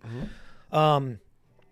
So I think what ends up happening is that people get caught up on that level of success of what they know at that time. Based off what they see. And they restrict themselves. Because there are people that I have no doubt that can play basketball and there can be fantastic athletes, but they're probably better thinkers. They're probably better mathematicians than they are basketball players. Yeah. But because they live in a world where basketball is gauged as the ultimate line of success, they don't want to do math. They don't want to pull themselves out of there. So I think that culturally, environmentally, and it's not a race thing, but we go back and we say we restrict ourselves to what we know and what we're around. Mm-hmm. In this world, to gain success, the only way to actually get there is to listen, to gain knowledge, and to equally exercise that. Be purposeful about your actions when you execute. You cannot be successful solely by yourself. You will never be successful solely by yourself. There are people that you can say you bootstrap this, but people helped you. Mm-hmm. Somewhere along the way, somebody helped you.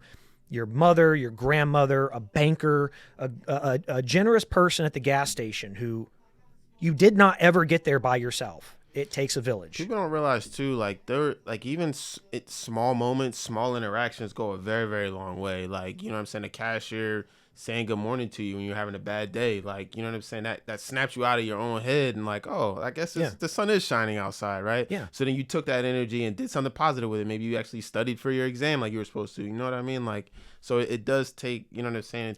It's not just about what you were given financially or monetarily. Mm-hmm. It's the whole network of everything that plays into it. So the biggest thing I can say to people today, as far as achieving success, is to listen, to learn, to recognize, and to put those things together. To think from and tell the story in your head. Hey, look, what happened today may have hurt, but I learned from it. Mm-hmm. What did I learn from this? We talk about not being afraid to fail. But are people really not afraid to fail? Right. People don't want to fail. People want to succeed. But people want the shortest avenue to success as possible. Mm-hmm. I could tell you right now, I started working for my father at 19 years old. I would not, if it had not been for 20 years of spending time there, that's one factor to say where I'm able to do what I do today. You wouldn't take any 1 year away from that. You might not be able to stand in the shoes you're in now. No, absolutely not. Yeah. If all those things, and it wasn't one individual thing, but I will say this, what I did recognize from a very early age was that there was cause and effect in this world, that there are things that happen for a reason and they need to happen. Mm-hmm. They should happen. The same way a hurricane blows and knocks down a building, and then then they turn around and they build an even bigger and better building that's more safe and more secure for the people that are going to live in it now. Mm-hmm. There's reasons for those things, you know. You just have to recognize that there's this cause and effect in the world, and that we do certain things, and things happen, and you learn from it. You pay attention to it, and you take it to the next step. Yeah, you open your eyes, man. You don't shy away from it. You know what I mean? It's happening for a reason, and you won't learn. So there's the statement that the blessing is in the lesson, and you won't get the blessing if you kind of shy away, close your eyes. Oh, I wish that never happened, because that's what that is, right? When you judge it, say like, oh, I hate that this happened to me, woe is me. You're not taking a good, honest look at it, right? You're like shrinking away from it. And last night I was up to like 2 a.m, man. I was on this guy, Millionaire Wesley or something. I was on his Instagram. And he said something, man, that was such a mind shift for me, man. He said, failure does not exist for the committed. And what that means to me, at least, is like we define what failure is. Like you're not a failure until you say I failed at something, right? You define that, right? What success is, like we just sat down and did, right? You set those metrics. So if you're committed, you can't fail, right? Because you're willing to endure whatever like comes. You're willing to take it, learn from it, adjust fire, right? Go left, go right, right? You just keep going. It's like really that simple. You just keep going, right? So that's man.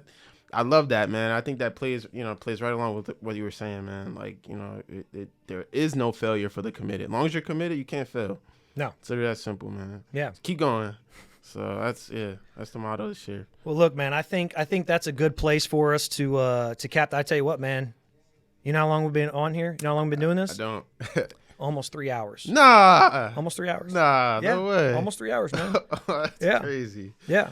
Jeez. So I think that's a good place for us, a good positive place for us to leave it, man. For sure, man. Man, I want to tell you. It was a pleasure. Immanuel Moss. Mm-hmm. The Immanuel Moss, man. Yes. Hey, no, man, I really appreciate it. And I'd love to be able to do this again with you sometime. Likewise, man. Yeah. Likewise. Yeah. Hopefully maybe soon. Yeah, absolutely. Yeah. Absolutely, man. But anything else you want to plug? You had your at the Immanuel Moss on Instagram, Twitter, Facebook. Yeah, we're starting a program January 10th, man. Got 10 to 15 committed guys. I'm looking to, build some lean muscle this year. And I help with consistency, right? That's what most people struggle with: accountability, consistency. Our coaching program is designed to solve those problems for you. Yeah. So, and I'll tell you, I've watched you work out in the gym. Kind of hard to miss, but you work out very similar the way I do. That's so funny you say that. Kind of hard to miss. Yeah. I don't. So people hear him say that, like I'm not in there like doing 30,000 jumping jacks. Man. No, I'm doing it very like I won't.